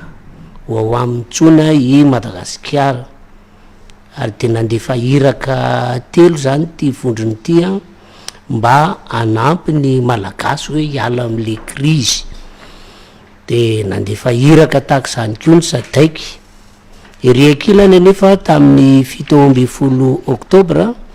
de nanatrika ny fanosorana ny colonel Mikael Randrendrina ho filoham-pirenena ny maso ifomaro miasa ito Madagasikara ny États-Unis, Royaume-Uni, Allemagne, France, Japon, Corée Atsimo, Maroc ny vondrona Europeana de eo zany no ametraha-panontaniana aloha Andriamatoa Raintsoanary hoe inona moa zany tena soa azo avy amin'ity vondriny Afrika ty raha tsy makatoa ny fitondrana vaovao koa ve le vondriny Afrika ho maty antoka ve Madagasikara de vondriny Afrika moa voatsela no niditra tamina fanambarana hoe nanamboatra ny fomba fijeriny ho an'le toetra raha teto amin'ity Madagasikara ty ary na eo aza ny tsy fankatoavan'lay hoe vondriny Afrika zavatra nisy ny Andriamatoa Raintsoanary de nisy ny fionana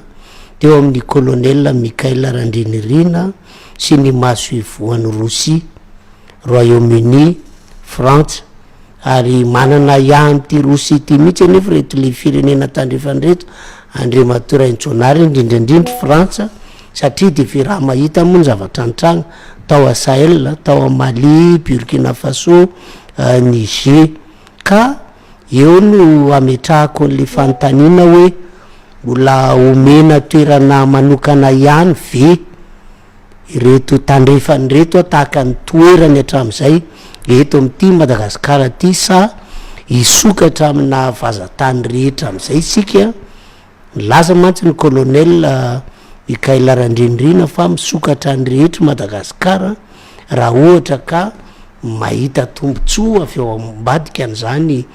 fisokafan'izany Andriamatora Intsionary. Misaotra anao namana Ismaël. Raha nandray fahefana ny colonel Mikhail Randrinirina, ny vaovao malaza dia ninana isorany Union africaine ny Madagasikara tsy ho mpikambana ho aminy. Nambarany fananongam-panjakana ireo miaramila ka tsy maintsy alamina izany. Dia nandefa iraka teto ny Union africaine niresaka tamin'ny andaniny sy ny ankilany mba handamina ny krizy ono. Dia ireto ny fanontaniana mila valiny. Idiran-doza ve Madagasikara raha roahiny Union africaine tsy ho mpikambana ho aminy? Ajanona daolo ve ny fifandraisana amin'ny any ivelany raha mbola tsy azo ny fankatoavan'ny Union africaine? Sa everina toy ny tombotsoa ny tsy mahampikambana ny Madagasikara ao amin'ny Union africaine? Nandefa iraka tahaka zany koa ny SADC. Raha nandray fahefana ny miaramila teto Madagasikara taoriany nietsika nataony ZNZ niresaka tamin'ny AFP i Mahamoud Ali Issoufou filohan'ny vomiaran'ny Union africaine tamin'ny 15 Oktobra. Nambarany tamin'izany fa roahina tsy ho mpikambana amin'ny Union africaine miaraka amin'ny vava miteny Madagasikara satria nanao fanovana mpitondra tsy mifanaraka amin'ny lalam-panorenana. Dia tonga teto Antananarivo tamin'ny 7 Novambra niiraka nalefan'ny Union africaine notariany Domitien Ndayizeye filohan'ny Burundi taloha sy Mohamed Farah iraka manokany Union africaine nandinika ny zava-misy sy iady hevitra mikasika ny famerenana na tsia any Madagasikara ao amin'ny Union africaine.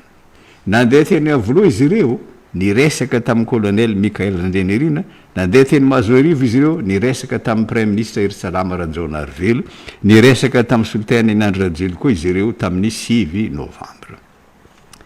Niditra ntsehatra tahaka zany koa ny SADC satria tamin'ny 12 Oktobra nantsoiny ny SADC ireo mpikambana amin'ny troikany SADC mba andinika ny crise politika mitranga eto Madagasikara. Nandefa iraka teto ny SADC tamin'ny 12 Oktobra. Noresiny filohany colonel Mikhail Randrinirina teny amin'ny lapany avoloa ny délégation nanotariny professeur Kula Ismaël Teletsane filohan'ny fiarah-miasa ao amin'ny sehatra politika sy fiarovana sy Marie Domenica Kachalet secrétaire mpikarakara ny ara-dalàna ao amin'ny SADC sady ministre ndrarambahiny ny Malawi. Nilaza ireo iraky ny SADC ireo fa ny antondiany dia ifampiresaka amin'ny fitondram-panjakana sy ny ankolafy samihafa mba ampitony ny toe-draharaha sy ametraka tontolo ahafahany rehetra mifampidinika. Anisany antondiany ny amantatra sy anadiady momba ny olana fototra ny andohany toe-draharaha ara-politika sy ara-pilaminana misy ankehitriny. Tonga tsy nantsoina lasa tsy nanao veloma ireo iraka nalefan'ny SADC voty satria nilefa ny filoha Perinasa ny filohan'ny SADC dia ny filoha Andry Rajoelina namoaka fanambarana ny filoham-pirenena Mikhail Randrinirina tamin'ny 2 Novambra nilaza fa miala tsy ho filohan'ny SADC Madagasikara kanefa nambarany filoha teo aloha tamin'ny fomba manetriketrika izany tamin'ny fivoriana fa 5 ny SADC natao teto Madagasikara tamin'ny 17 Aogostra. Maro ny olona sy gazety maneho hevitra mikasika an'ity Union africaine ity. Magaga any Afrika indrindra lazainy reny mpandinika any Afrika reny fa akany fialokalofan'ny mpitondra jadona ny Union africaine satria mpitondra jadona voatery mampiatra demokrasia ny ankamaroany mpikambana ao. Saika olona nare fahefana tsy mifanaraka amin'ny tombosoan'ny vahoaka any aminy ireo mandrafitra ny Union africaine fa mifanaraka amin'ny tombosoan'ny foko ny aviany na amin'ny tombosoan'ny fianakaviany fotsiny aza. Eto Afrika hoy ireo mpandinika afrikana iza no tompona andraikitra amin'ny fanaovana abibiana amin'ny vahoaka. Izy ihany mamaly azy tsy iza fa ireo filoam-pirenena. Eto Afrika hoy izy ireo tsy filoam-pirenena mitondra ny fireneny ambonahitra sy fanetrentena no misy fa filoa naka fahefana ankeriny na mibodo toerana tsy mety miala sady tsy manaja ny zon'olombelona. Ny ankamaroan'ny mpitondra afrikana hoy izy ireo dia tsy mieritreritra ametraka rafitra demokratika manara-maso ny zavatra ataony mba ho isy fifandimbiasan'ny toerana milamina. Noho izany toetra ratsy ananany mpitondra afrikanina izany tsy ekeny vahoaka afrikanina ho mpitondra ny teniny mihitsy ny Union africaine. Ny antom-pisiany Union africaine dia hiaro ny tombontsoan'ny mpitondra jadona sy ny mpitondra mpampijaly vahoaka. Tsy afaka mibedy ireo filoha afrikanina mpanao jadona sy mpangala bato mba hijanona ela eo amin'ny fitondrana ny Union africaine. Toy Théodoro Obiang Nguema Mbasongo, filohan'ny Guinée équatoriale, efa eo amin'ny fitondrana nanomboka tamin'ny taona 770. Toy Paul Biya, filohan'ny Cameroun, eo amin'ny fitondrana nanomboka tamin'ny 770. José Eduardo dos Santos, filohan'ny Angola, eo amin'ny fitondrana nanomboka tamin'ny taona 770. Yoweri Kaguta Museveni, filohan'ny Uganda, eo amin'ny fitondrana nanomboka tamin'ny 770. Alassane Ouattara, filohan'ny Côte d'Ivoire, eo amin'ny fitondrana nanomboka tamin'ny taona 2012. Denis Sassou Nguesso, filohan'ny Congo Brazzaville, teo amin'ny fitondrana tamin'ny 770 hatramin'ny 2019 niala kely fa niverina indray eo amin'ny fitondrana tamin'ny 770 hatramin'izao dia tsy mety miala kanefa raha manan-karena mahatratra 240 miliara francs CFA izy tamin'ny 3 Desambra tamin'ny taona 2012 mahantra fadiranovana ny vahoaka congolais sy ny sisa. Naneo hevitra mikasika ny fandefasan'ireo vondrona afrikanina Union africaine sy SADC ankaty Madagascar ny la Gazette de la Grande Île. Lavabe moa izy fa fintiniko. Tahaka izao ohatra ny lahatsoratra navoaka ny la Gazette tamin'ny 20 Oktobra sy tamin'ny 4 Novambra. Izao ny teny ataonay malagasy tonga saina aminareo lehibe ao amin'ny Union africaine. Nandefa iraka manokana ankaty aminay ianareo dia i Mohamed Idriss Farah. Mananjo andefa iraka ankaty aminay ve ianareo? Raha norohanareo tsy ho mpikambana ao amin'ny Union africaine Madagascar. Aoko ho fantatrareo fa tsy nisy crise politika teto aminay ka mila andefasanareo olona manampahaizana manokana mahay mitsinjo sy mandamina ady. Tsy nisy vondron'olona ny fampitisitra teto na ady an-trano, tsy nisy faharavandra fanjakana. Ny zotra toy ny andavanandro ny fiainanay ka nahoana no nalefanareo ankaty aminay izany olona lazainareo fa mahay mampiavana izany. Inona ny ady alamina eto? Izao ataonareo izao dia na tsy mahalala ny tena zava-misy marina ianareo afrikanina na manao fanahinina te hamboly krizy eto aminay. Resaka tsy mitombona ny filazanareo anampy anay amerina ny lamina araka ny lalam-panorenana. Manana rafitra mpandamina anazy manokana ny firenenay. Afaka mifampiresaka sy mifanakalo hevitra izay samy malagasy. Noroanareo izay tsy ho amin'ny Union africaine eny tompo. Mananjoanao an'izany ianareo fa zakao ny vokatry ny fanapahan-kevitra nataonareo. Noroanareo izay tamin'ny 15 Oktobra. Tsy Madagasikara no niala fa ianareo no nandroakanay. Tsotra dikan'izany. Nanomboka tamin'ny 15 Oktobra tsy mananjo intsony hiditra amin'ny raha tokantranonay ny Union africaine. Aoka ho fantatrareo ity zavatra ity. Tsy matsiaro ho voasazy izay na noroanareo fa matsiary ho afampatorana aza efa ela izay malagasy no nanantena anamboatra samirery ny raha raha tokantranony tsy misy itsabany ery vahiny tsotra ny teny ataonay aminareo de aminao andriamatoa filohan'ny vomerany Union africaine sy aminareo tompoko lahy sy tompoko vavy solitenany Union africaine tonga eto laissez-nous tranquille esory alohany andry amin'ny masonareo any Afrika alohany anesoranareo ny sombikazo amin'ny masonay malagasy esory ny fako antranonareo any Afrika alohany andehananareo te Madagasikara anazava aminay ny fomba famafana tokotaninay noroanareo izay ekenay zany alefaso any amin'ireo firenena misy ady an-trano any Afrika sy mangataka anareo andamina ireo iraka ireo fa aza mitonantonana ty aminay izay tsy mila tantaninareo sy omenareo lesona oka zava aminareo fa tompona ndraikitra samirery amin'ny hoavin'ny firenenay izay na miaraka na tsy miaraka amin'ny Union africaine tsy azahoanay sakafo ny fankatoavanareo fandaminana fifandraisana diplomatika fotsiny ny mampikambana anay ao amin'ny Union africaine miaraka mivory ao amin'ny Union africaine ny filoham-pirenena mifampiresaka mikasika ny fiaraha-miasa diplomatika fa tsy misy zavatra miova aty aminay raha mpikambana atao amin'ny Union africaine Madagasikara potika ny lalana aty aminay tsy mahita mpividy ividin'ny vokany ny tantsaha tsy manana asa ny tanora sy ny sisa de toizan'ny la gazette hoe tahaka zany koa ny SADC naniraka solitaina nankatia Madagasikara ny SADC andinika ny zava-nisy marina ono aoko fantatrareo ao amin'ny SADC sy anareo amin'ny fianakaviam-beresa ampirenena fa tsy misy krizy eto Madagasikara mifanohitra amin'izany aza satria tonga eo amin'ny kiondalany tantarany anovany fiainany ho tsaratsara kokoa ny vahoaka malagasy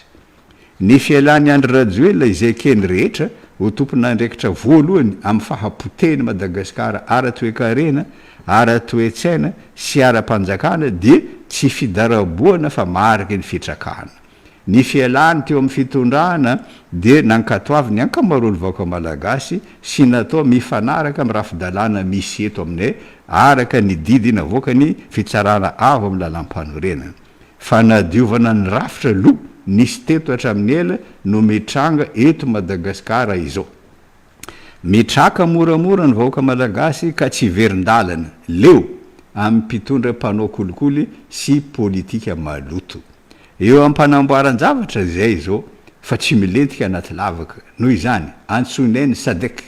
ny Union africaine ny COI sy ny firenena mikambana anaja ny tolona ataonay satria miverina amin'ny vahoaka malagasy zao ny mahatompo mipahefana azy fa tsy olombitsy intsony ny andrasana aminareo vahiny dia tsy tsara ny zava-misy eto aminay araka ny fomba fijerinareo fa anampy anay izao Madagasikara vao mizotra amin'ny lalany tena fahaleovantena tsy ara-politika ihany fa ara-kolotsaina sy ara-toekarena aza sembatsembananareo izay amin'ny asa fanarenana sy fanadiovana ataonay zany ho tsarain'ny tantara ny vanim-potoana diavinay ankehitriny tsy mandalo krizy fa fahateram-baovao ny firenena iray miady anapaka ny fatorana nangejazy hatramin'ny ela ery ankilany tsy miraharaha ny hevitry ny Union africaine ireo masovovaza monina sy miasa eto satria tamin'ny 17 oktobra raha nasain'ny mpitondra vaovao izy ireo mba hanatrika ny fametrahan'ny fisarana havo ny colonel Michael Randrianirina ho filoham-pirenena tonga teny Ambohida ny masovony États-Unis ny any Royaume-Uni Allemagne France Japon Corée Matsimo Maroc Union européenne izany angamba no nahatonga ny CPS any Addis Abeba Conseil de paix et de sécurité any Union africaine nanova fomba fiteny mikasika a Madagasikara tamin'ny farany volana novambra teo najanony ny teny fanonganam-panjakana sy fanovana tsy manaraka ny lalam-panorenana fa tondroiny ho manam-pahefana malagasy indray ny mpitondra ankehitriny na inona lazainy Union africaine nangataka fionana tamin'ny filoha vaovao ny masovony Russie ny masovony Royaume-Uni sy ny masovony France ny masovo rosiana Andreev no nangataka an'izany voalohany tamin'ny 2 oktobra taoriny fionana namoaka fanambarana ny ambasadyny fédération de Russie tahaka zao tam'izany fionana izany no amafisina fa isy fiaraha-miasa matotra amin'ny Rosia sy Madagasikara mandritra ny tetezamita. Tsara tokoa ny fifandraisan'ny firenena roa tonta satria herinandro talohan'ny fionan'ny filovaovao tamin'ny masovony Rosia niona tamin'ny filovaovao ny mpiandraikidrara rosiana niaraka tamin'ireo predonakafo ao amin'ny fikambanana les amis de Russie. Rosia no firenena voalohany nifandray tamin'ireo mpitondra vaovao satria tamin'ny 14 oktobra nandefa iraka ny resaka tamin'ireo kolonely 10 nandray ny fahefana teny kapisaty ny masovony Rosia. Taoriany nametrahana azy ho filoham-pirenena tamin'ny 17 oktobra nanaiky nataony gazety rosiana roa interview manokana ny kolonely Mikhail Randrianirina. Noho izany fifandraisana matotra amin'ny Malagasy sy Moscou izany manana haiahy ireo firenena tandrefana amin'ny mpitondra vaovao indrindra ny Frantsay. So dia anao toy ny firenena afrikanina sasany zanatany Frantsay taloha Madagasikara ka anapaka ny fifandraisana nisy hatramin'izay ka hosoloany any Russie France. Izany matsiny nataony Mali, Burkina Faso sy Niger. Noroahan'ireo firenena ireo ny miaramila Frantsay nitoby tany aminy nosoloany fiaraha-miasa amin'ny Rosia miaraka amin'ny vondrona Wagner.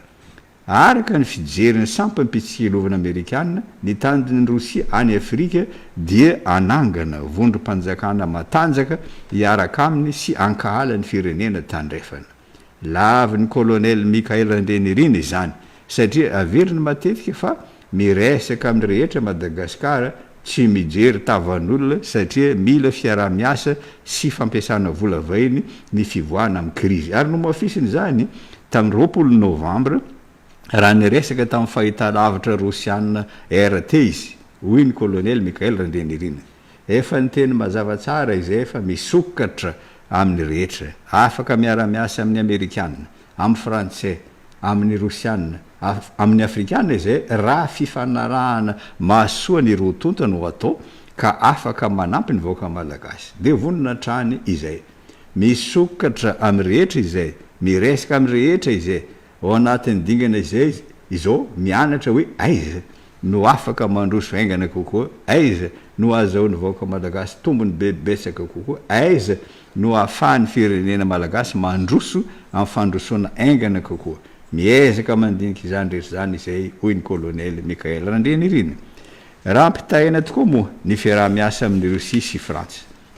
Ny fiarahana amin'izy no azahoan'ny malagasy tombosoa aingana kokoa. Ny fiarahana amin'ny Frantsa ve sa ny fiarahana amin'ny Rosia?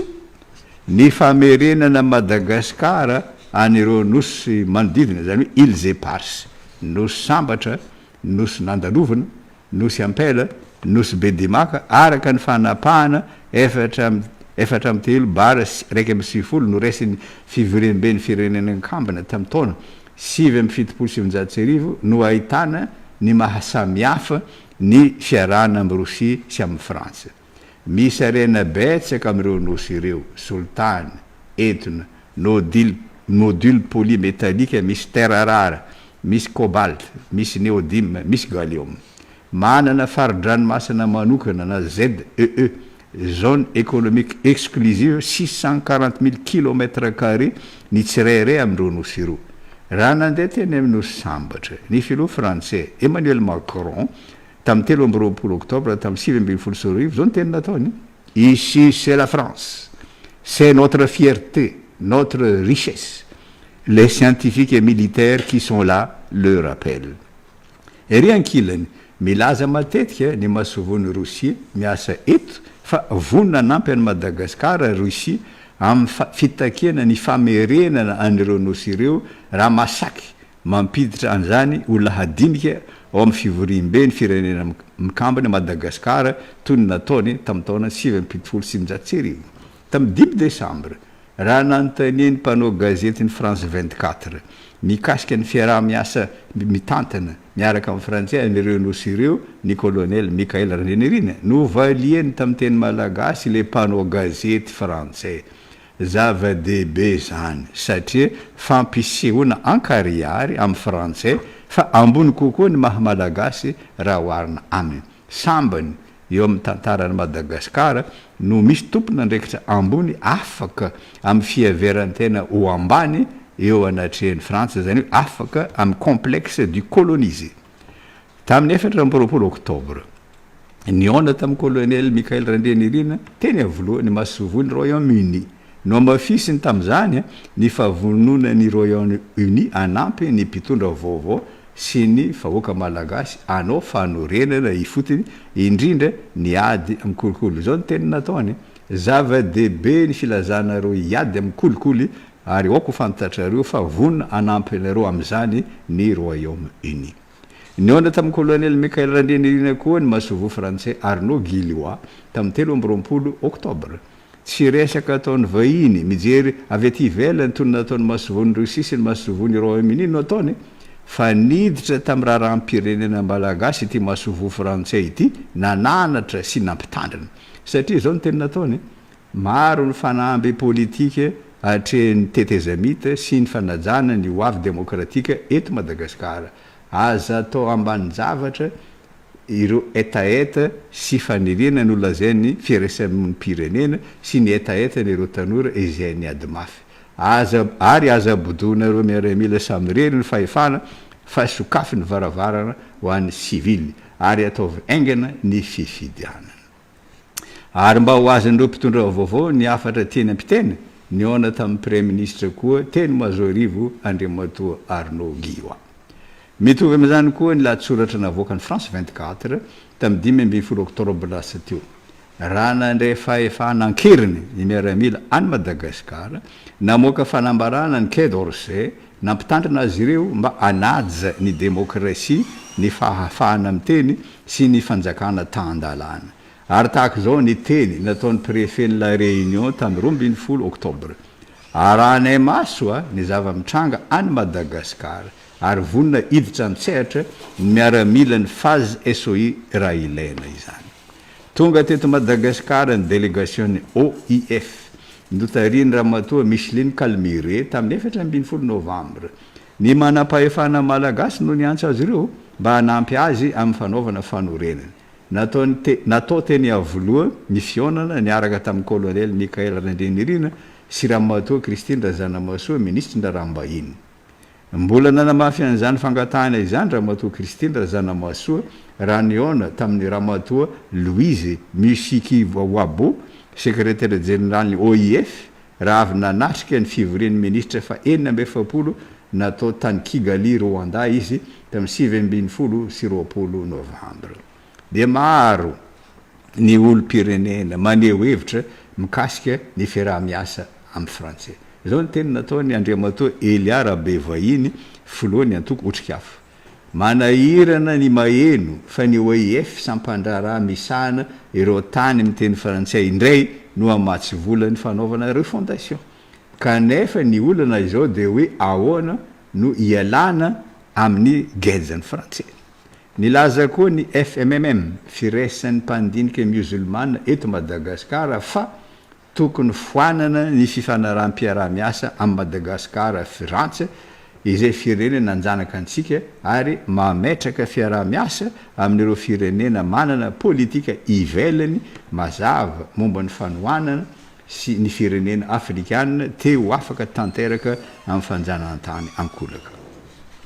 Naneo hevitra mikasika ny fiaraha-miasa ny Madagasikara amin'ny any ivelany Andriamatoa Zazara Mandimbeson premier ministre taloha om la Gazette de la Grande Ville tamin'ny 1 Novembre. Hoy Madagasikara sy izao tontolo izao misokatra fa tsy miankin-doha. Misokatra amin'izao tontolo izao Madagasikara. Ery lehibe izany fisokafana izany raha tsara tantana satria ahitantsika mpiara-miasa evi-baovao sy aitao vaovao vola vainy ahafahantsika ampandroso ny toe-karetsika. Kanefa tokony tandrina isika mba tsy ho lasa miankin-doha amin'ny any ivelany. Amin'izao isika miatrika tetezamita anamboarantsika ny firenentsika izao tsisy dikany izany fisokafana amin'ny any ivelany izany raha tsy ampiarahana amin'ny fanovana ifotony ny zava-misy teto hatramin'izay. Izany hoe tokony anana herim-po isika andevina impito mandifotr'olona ny fanao taloha misakana ny faniriana nova. Ny fifananana madio mangarahara no tokony amporisihana. raha izany no ataontsika iroboroby ny ezaka ataon'ny fanjakana sy ny tsy miakina ireto ny tarigetra tokony voizina ho ihany Andriamatoa Zazara Mandimberson miara-miasa amin'ny rehetra fa tsy miankidoa na miniza mitady mpiara-miasa any ivelany ahitantsika tombosoa amin'ny famokarana angovo rafitra mateza fambolena maharitra fanabeazana sy ny sisa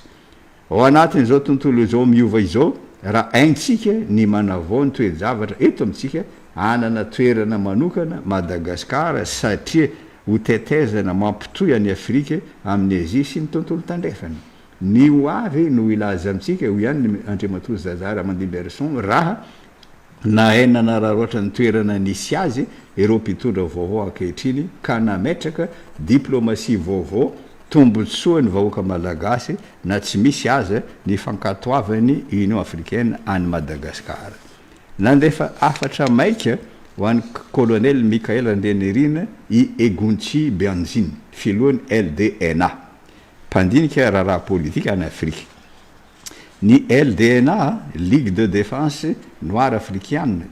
de fikambanana piaro ny mainty hoditra ny asa nanomboka tamin'ny 24 fa nofoanany fanjakana ny Togo tamin'ny 1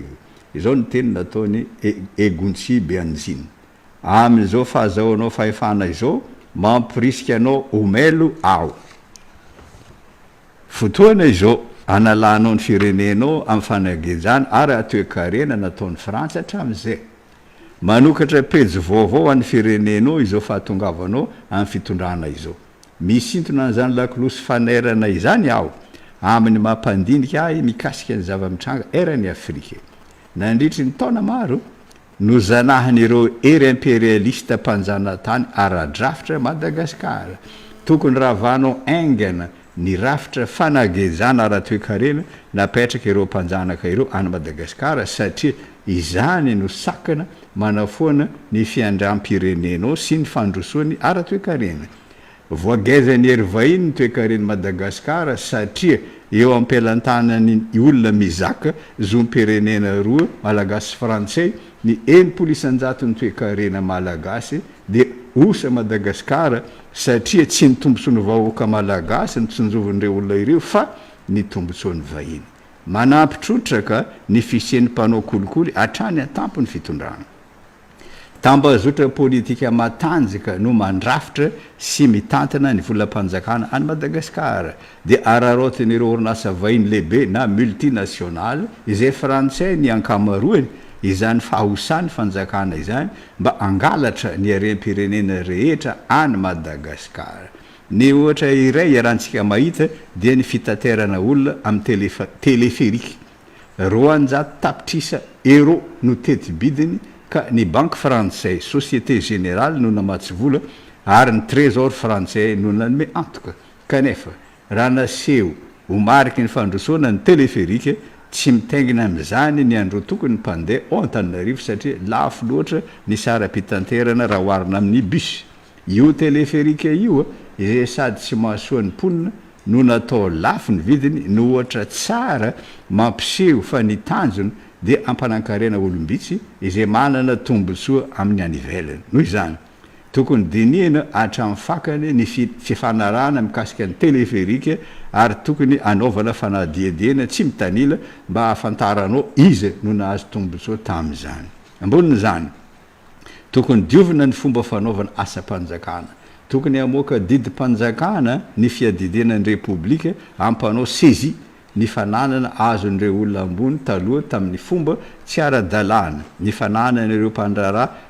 nanao kolikoly anatin'izany ireo nandositra ny Maurice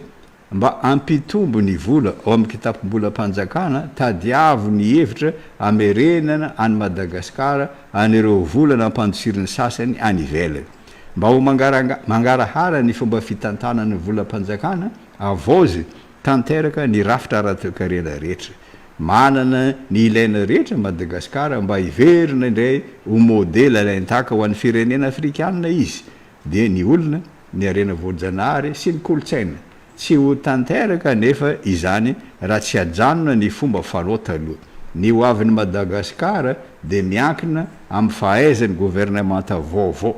manapaka ny fomba rasy natao taloha ny fahaizany manamboatra toe-karena maly ho tena mitsinjo ny tombontsoany vahoaka malagasy fa tsy ny tombontsoany olo mihitsy intsony mijery anao izao Andriamatoa filoha ny tanora malagasy sy ny tanora afrikana ny olona tadidiny tantara dia tsy ireo feno fisalasalana fa ireo manana erim-po nandrava ny rafitra miangatra ny fahatongavanao eo amin'ny fitondrana no mety ho mariky izany fanapahana izany. Mifarana sahady ny fandarantsika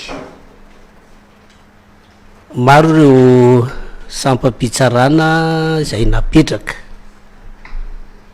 manenjika eloka eto amintsika tahaka ny samifina, ny PAC, ny Bianco, ny HCJ, ny CSI,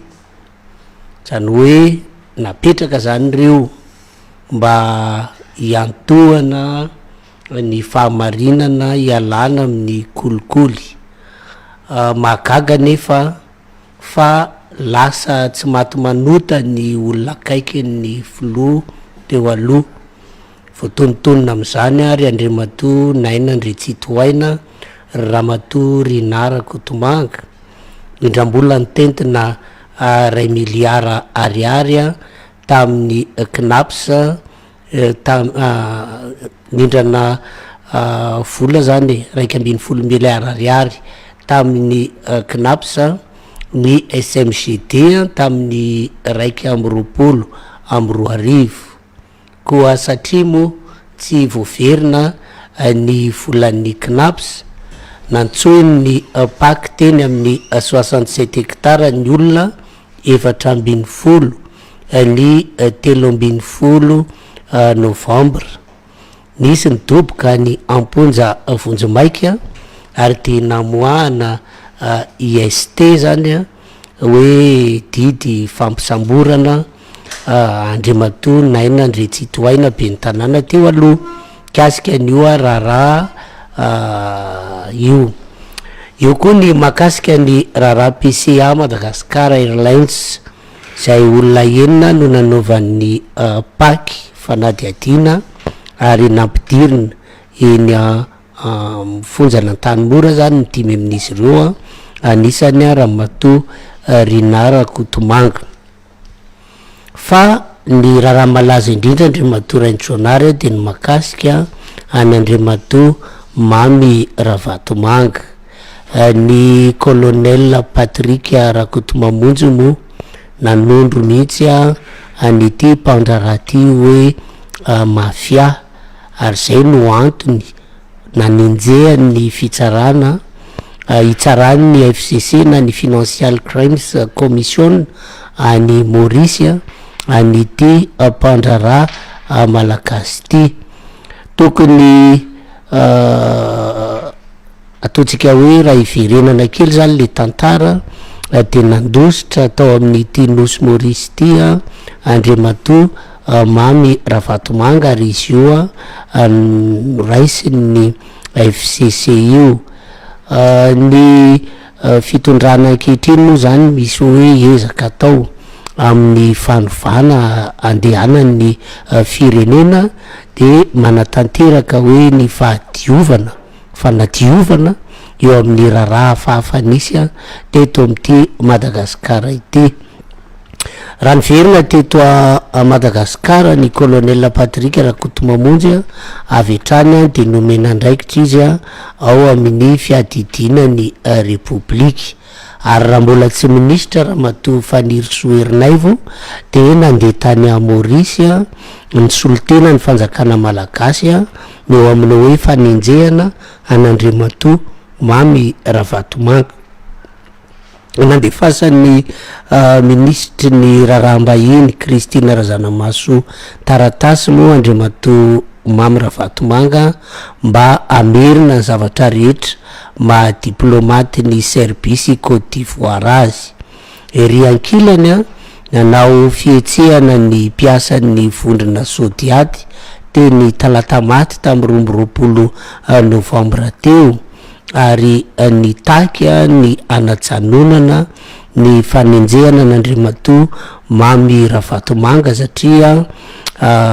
mikatona ny kontombolany de hoe tokony hosokafana zany kontombola zany satria tapaka tsy misy andoavana ny karamany ireto mpiasa marobe ireto.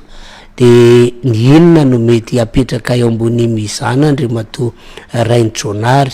eo anatrehan'izay araka ny nambara teo ny Mauriciana ry colonel Patrick Rakotomamonjy manondro an'ity mpandraraha malagasy ty ho mafia avela ve zany le fepetra fanenjehana mahakasika an'ity mpandraraha ty eo anatrehany no hoe mitradradradra retim-piasa very asa aloha very karama de tsy anana an'izay entiny iainana andavanandro sa tohizana ny fanenjehana de izay zany ny zava-misy araky ny teny retim-piasa reto hoe mikatona ny compte tsisy andoavana ny karama ka ny inona amin'ireo mizana ireo zany tokony tsofohan'Andriamatoa Raintsaonary. Anao namana Ismail tokony avozana ny rafi-pitsarana misy eto ny Samifine, ny PAC, ny Bianco, ny Haute Cour de Justice, ny CSI, Comité pour la sauvegarde de l'intégrité. Na ravana izy ireo de afindra any amin'ny ministère fitsarana ny asa nataony na avondrona ho rafitra tokana izy ireo. Maro ny feo milaza fa tokony ravana ny Haute Cour de Justice fitsarana natao ho an'ny filohan'ny République, ny Premier Ministre, ny filohan'ny Antenimière, ny Sénat sy ny Ministre. Ny olana lehibe amin'ity Haute Cour de Justice ity de no izy tsy maintsy miandry ny fankatoavany solombavambahoaka vo afaka manao fanadiadiana. Teo anatrehany izay de vo maika nampiroborobo ny kolikoly sy ny tsy maty manota ny fisiny Haute Cour de Justice. Tsy fankalana olona no ilazana an'izany fa ny raha nahita fa lasa tsy maty manota tokoa ny olona akaiky ny filoha teo aloha no ny rafi-pitsarana ratsy. Ohatra Andriamatoa Mamy Ravatomanga, Andriamatoa Nena Ndesitoena, Ramatoa Rina Rakotomanga. Tak zao ohatra ny teny nataon'ny La Gazette de la Grande Île tamin'ny 20 Oktobre lasa teo. Mampametra-panontaniana ny zava-misy eto Madagasikara manoloana ny raharaha Mamy Ravatomanga. Piretsy kombakomba amin'ity famotsiam-bola amina miliara dolara ty ve ny tale généralin'ny Bianco sy ny Samifine sa tsy fahaiza-manao ka tsy nahitan'izy ireo izao raharaha maloto izao. Tsy mety mijanona ny resa be mikasika ireo fiaramanidina Boeing 777 mitondra mari-pamantarana malagasy de nalefa tany Iran. Lasa enatry ny fanjakana malagasy mihitsy ity raharaha ty satria no resiny Interpol. Misy tambazotra goavana voaray amin'ity raharaha ty ary tafiditra amin'izany ny resa-bola fiaramanidina sy faefam-panjakana. Araka ny voarakitra ao anatin'ny antotan-taratasy nalefa ny ministry ny fitsarana Andriamatoa Rakotomandimby Benjamin Alexis any amin'ny Interpol nanome fanazavana mahagaga mikasika olona ambony maro ilay karana Kushvinder Singh Migada Antsiafa. Nambarany Singh fa mba anamora ny fandefasana andreo fiaramanidina 777 any Iran nandray fito tapitrisa euro Andriamatoa Damas Gervais tare général ny ACM. Tsy zany any fa nandray ray tapitrisa euro fanampiny tany Frantsa io tare général tamin'ny jona 2024. Nilaza koa ilay karana Singh fa nandray ray tapitrisa euro tany Dubai ny ministry ny fitaterana taloha Valérie Ramonjavelo teo an'elalelan'ny jona sy jolay 2024. Notondroiny Singh ho tompony marika mpanome baiko tao andamosindreo olona reo ny mpandraraha Mamy Ravatomanga. Tafiditra amin'ity raharaha Boeing 777 ty koa ny asekina satria tsy afaka niala teto ireo fiaramanidina ireo raha tsy nahazo alalana avy tamin'ny asekina. Nindrana vola mitentina 2 miliara ariary tamin'ny KNAPS ny SMGD Société Municipale de Gestion Digitale tamin'ny jolay 2022. nilaza ny tale général ny knaps tamin'ny 10 novambra lasa teo fa 5 miliara ariary ihany no naveriny SMG2 hatramin'ny 8 avril 2024 ary tsy nisy intsony fandoavam-bola taoriny daty io.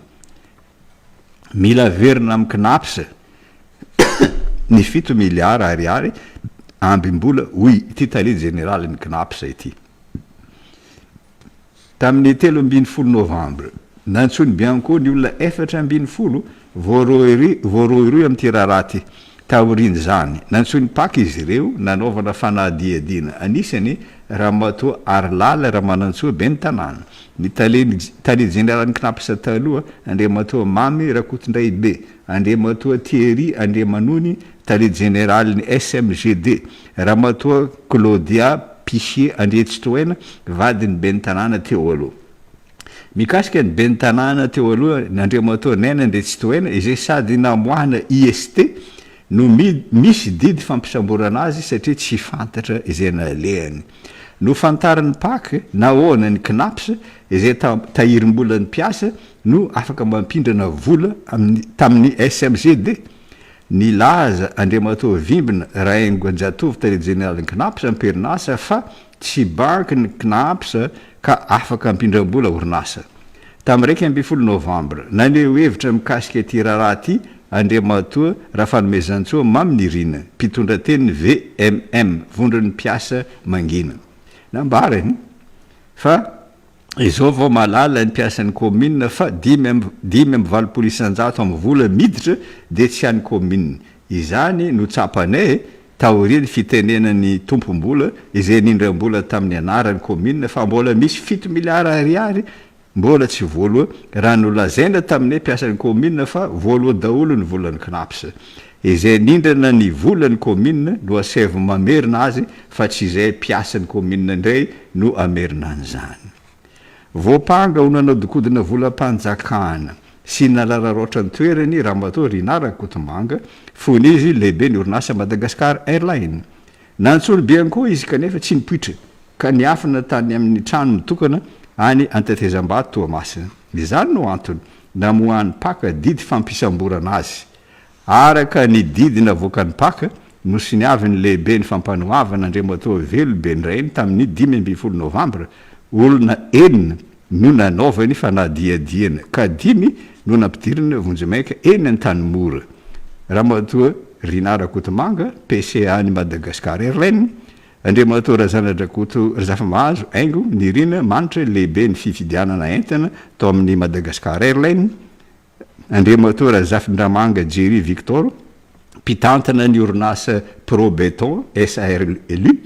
Andriamatoa Andriamamonjy Mahery tale lefitra tao Madagascar Airline. Andriamatoa Rakotovao Ernirina Angelin tompon'andraikitra mpikarakara ny fitaterana an-tanety tao Madagascar Airline. Tsy nampidirina amponja kosa andriamatoa Mahefalisoa Aliatinarivo Mamsoa Rojo mpitantana ny orinasa Bati Plus fa Aramaso Ara-Pitsarana. Fa ny raragoavana mampiariary fa mila vozina ny fitsarana eto Madagascar na ny rafitra na ny olona de ny rara Mamy Ravatomanga. Efa fantatra amin'ny ela ny fahefany eo amin'ny fitondrana fa bitsibitsika tety sero ihany no latao. Ny colonel Rakotomamonjy Patrick lehibe ny OMI hôpital militaire Soavinandriana no voalohany nasaky ny lazan'izany ampabe maso. Araka ny fanazavany misy mafia be koa ny andriamatoa Mamy Ravatomanga ao amin'ny fitondrana. Navoakany tamin'ny vidéo na eliny tamin'ireo tambazotra ara-tsosialy ireto zavadoza ireto. Fanaovana kolikoly lasa fomba fanao-dokodinana volam-panjakana, fandrahonana ho faty, fampitahorana ny olona tejanona ho mahitsy, fanamboamboarana profo, fampiasana tsy ara-dalàna ny rafim-panjakana sy ny sisa. Ao anatin'ny OMI hôpital militaire izay tokony ho modely amin'ny fitondrantena tsara sy fanajana ny marina, maro ity colonel ity ny fanao-dokodinana volam-panjakana sy ny fanaovan-dratsy. Misy ho izy ny baiko midina avy any ambony miaro ny mpanao ratsy fa manenjika ny olona manaja iasany. Notondroiny ty colonel ty ho nanodikodina volam-panjakana 400 tapitrisa ariary ny minisitry ny fiarovana tamin'izany ny général monja delphin saivelo sy ny olona akaiky azy kanefa tsy nisy ankety natao mikasika izany ary matoa afampanadinana sy nahazo diplôme ny zanaky inga ministra ho ihany ty colonel ty de noho ny osoka nataony ireo mpikarakara ny fanadinana tsy rery ny colonel Rakoto Mamonjy Patrick satria mbola misy miaramila sy manam-boninahitra sarotiny amin'ny voninahitry ny tafika tokony mijoro izy reny anampy ny colonel Rakoto Mamonjy Patrick andrava ny fanjakan'ny mafia eto Madagasikara. Raha tamin'ny jolay 2024 no nanao izany ampamoaka izany ny colonel Rakoto Mamonjy Patrick telo taona talohany tamin'ny volana aprily 2024 nanao resaka tahaka izany koa ny tangalamena Patrick Zakarias nambarany fa misy mafia manimba ny toekarena malagasy eto ka miaraka amin'izany Andriamatoa Mamra Vatomanga sy ny orinasa chinois Mainland Mining Limited manondrana andramena makany ivelany tamin'ny aprily 2024 nisy hoy izy sambo niala tao Tomasina nitondra conteneur 20 feno andramena nankany Chine sy Singapour ka Andriamatoa Mamra Vatomanga no tompony fa niara-rasa taminy hoy Patrick Zakarias ny orinasa chinois Mainland Mining Limited mpanondrana andramena sy mpitrandraka ilmenite amin'ny fomba tsy ara-dalàna. Ny transitaire nanao ny fanondranana dia ny orinasa Sodiat Rance ao amin'ny vondrana Sodiat. Izany no tanteraka hoy Patrick Zakarias dia satria feno kolokolo, feno osoka sy fampiasana filazana diso ny taratasy rehetra ny nanaovana ny fanondranana. Ary mba anamora ny fanondranana an'ireo andramena ireo nilaza ilay orinasa sinoa fa ilmenity no alefa makany ivelany dia tsy nandalo scanner ny conteneur 20 misy andramena.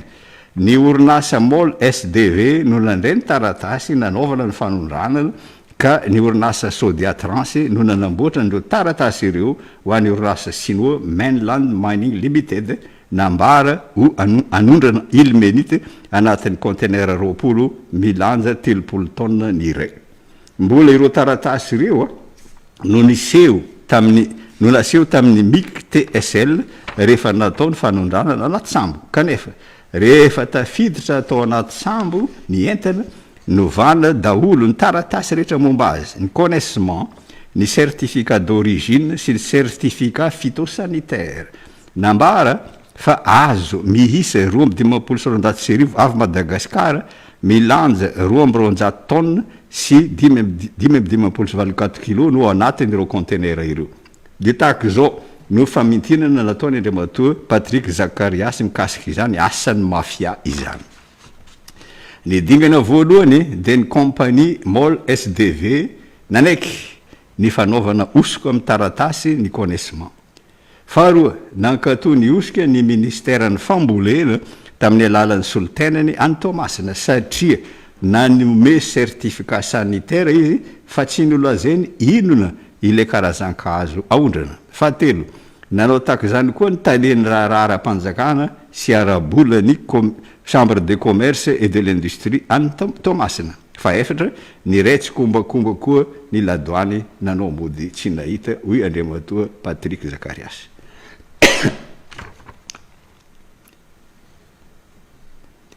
Teo anatren'izany tsy nipetra-potsiny Andriamatoa Mamy Ravatomanga fa nampiasainy ny rafi-panjakana rehetra indrindra ny fitsarana mba hanome sazy ny tangalamena Patrick Zakarias. Notoriny Andriamatoa Mamy Ravatomanga i Patrick Zakarias dia niakatra fitsarana teto Antananarivo izy tamin'ny 7 novambra 2022. Nantsony ateniny amin'ny gendarmerie ny Betongolo izy natao ankety naharitra adiny 5 dia nampidirina teny an-Tanimora. Ny gadra 3 volana natao izy fa afaka nivoaka ihany satria niaro azy maître Willy Razafindratovy na Olala mbola velona tamin'izany. Izao mantsy ny teny nataony maître Olala. Nanao eloka bevava amin'ny firenena malagasy ny orinasa chinois Mainland Mining. Fanondranana ilmenity no afantarana azy amin'ny fomba ofisialy kanefa andramena indray no naondrany. Tsy azo ekena hoy maître Olala ny orinasa vahiny manao zavatra tahaka izany ka fotoana izao isintomana lakolosy fanairana ilazana fa tandindomondoza ity firenena ity. za de vonina ho izy hiaro ny tangalamena Patrick Zakariasy na maimaipo anazy satria fanehoana fitiavan-tanindrazana izany hoy maître Olala. Ity resaka Mambravatomanga ity de mampitamberina an-tsaina ny tantaran'ireo lehibe ny mafia tany ivelany nandresany fanjakana fepetra mba hiarovana ny fiarahamonina sy ny tany tandalana toy Al Capone, Lucky Luciano, Totorina izay namono ny mpitsara Falcone sy Borsellino fa singaniko ny tantaran'ny Pablo Escobar filohan'ny cartel Medellin tany Colombie zany firenena any Amerika Atsimo anelanelan'ny Venezuela sy Brésil. Mpanamboatra sy mpivarotra cocaïne no nataon'ny cartel de Medellin. Nanomboka tamin'ny taona 770 no nanao izany asa ratsy izany ity cartel ity nivarotra cocaïne tamin'ny firenena maro. Tsy tany Medellin tany Colombie ihany fa tany Bolivie, tany Honduras, tany Pérou, tany États-Unis, tany Canada, hatrany Europe. Amantaona ny cocaïne naondrany nankany ivelany nazahoany vola 27 tapitrisa dolara isan-kerinandro, zany hoe 5 miliara dolara isan-taona. Teo am-pelatanany ny 700 nivarotra cocaïne tany États-Unis tany sy ny 800 tany Europe. Tamin'izany osa ny fanjakana tany Colombie teo anatriany satria sady norahonany ny mpitondra fanjakana ny gouvernemanta ny mpitsara sy ny mpitandro filaminana no nomeny vola be kanefa tsy afaka nitazam-potsiny ny mpitondra fa nampidiriny an-tranomaizana ihany i Pablo Escobar fa ity no mahagaga ny tolobatana izy ka izy ihany no nanamboatra ny tranomaizana nanagadrana azy nantsony hoe katedraly. Izany hoe izy no nahalala ny fidirana sy ny fivoana tamin'izany tranomaizina mihaja izany. Ka na de tao ampigadrana aza izy de mbola afaka nandamina ny varotra cocaïne nataon'ny cartel. Teo anatran'izany nanapa-kevitra ny mpitondra tamin'ny volana Jolay 2709 amindra azy amin'ny tranomaizina hafa. Raha fantatry Pablo Escobar zany niala tao amin'ny katedraly izy ary mpitandro filaminana zadra raha no nasain'ny fanjakana ny karoka sy nanenjika azy ary nomena baiko hoe aza samborony Pablo Escobar fa avetrano de tifiro. Izany tokoa ny tranga tamin'ny 2 Desambra tamin'ny taona 1709 rava ny cartel Medellin raha maty i Pablo Escobar. Mikarakara fanenjena ara-pitsarana anenjena ny Mambravatomanga ny CNDT, Conseil national de défense de la transition. Nomena andraikitra andrindra ny fanadiadiana mikasika ny raharaha maloto rehetra nataony ny ministry ny fisarana vaovao Ramatoa Fanirisoa Ernevo. Dia ny fanaovana kolikoly, fanodikodinana volam-panjakana, fanaovana osoko araketra, fahazahoana rena tsy mazava, famotsiam-bola sy ny sisa.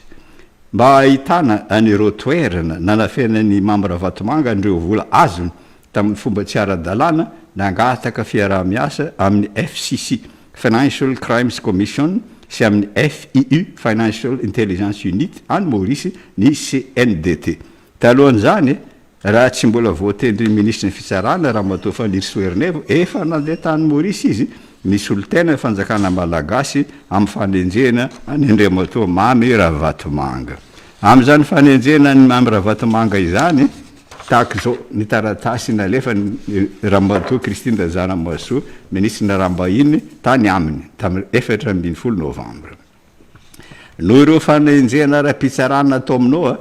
tsy maintsy averinao ny taratasy diplomatique zany hoe exequature natao tamin'ny anaranao tamin'ny 10 Mai tamin'ny 7 nanendry anao osoly-tenan'ny Serbie eto Madagasikara. Avereny koa ny karatra manga sy ny plaque maitso any aminao ary azy asiana Saint-Pyrénées Serbie ny fiara mitondranao.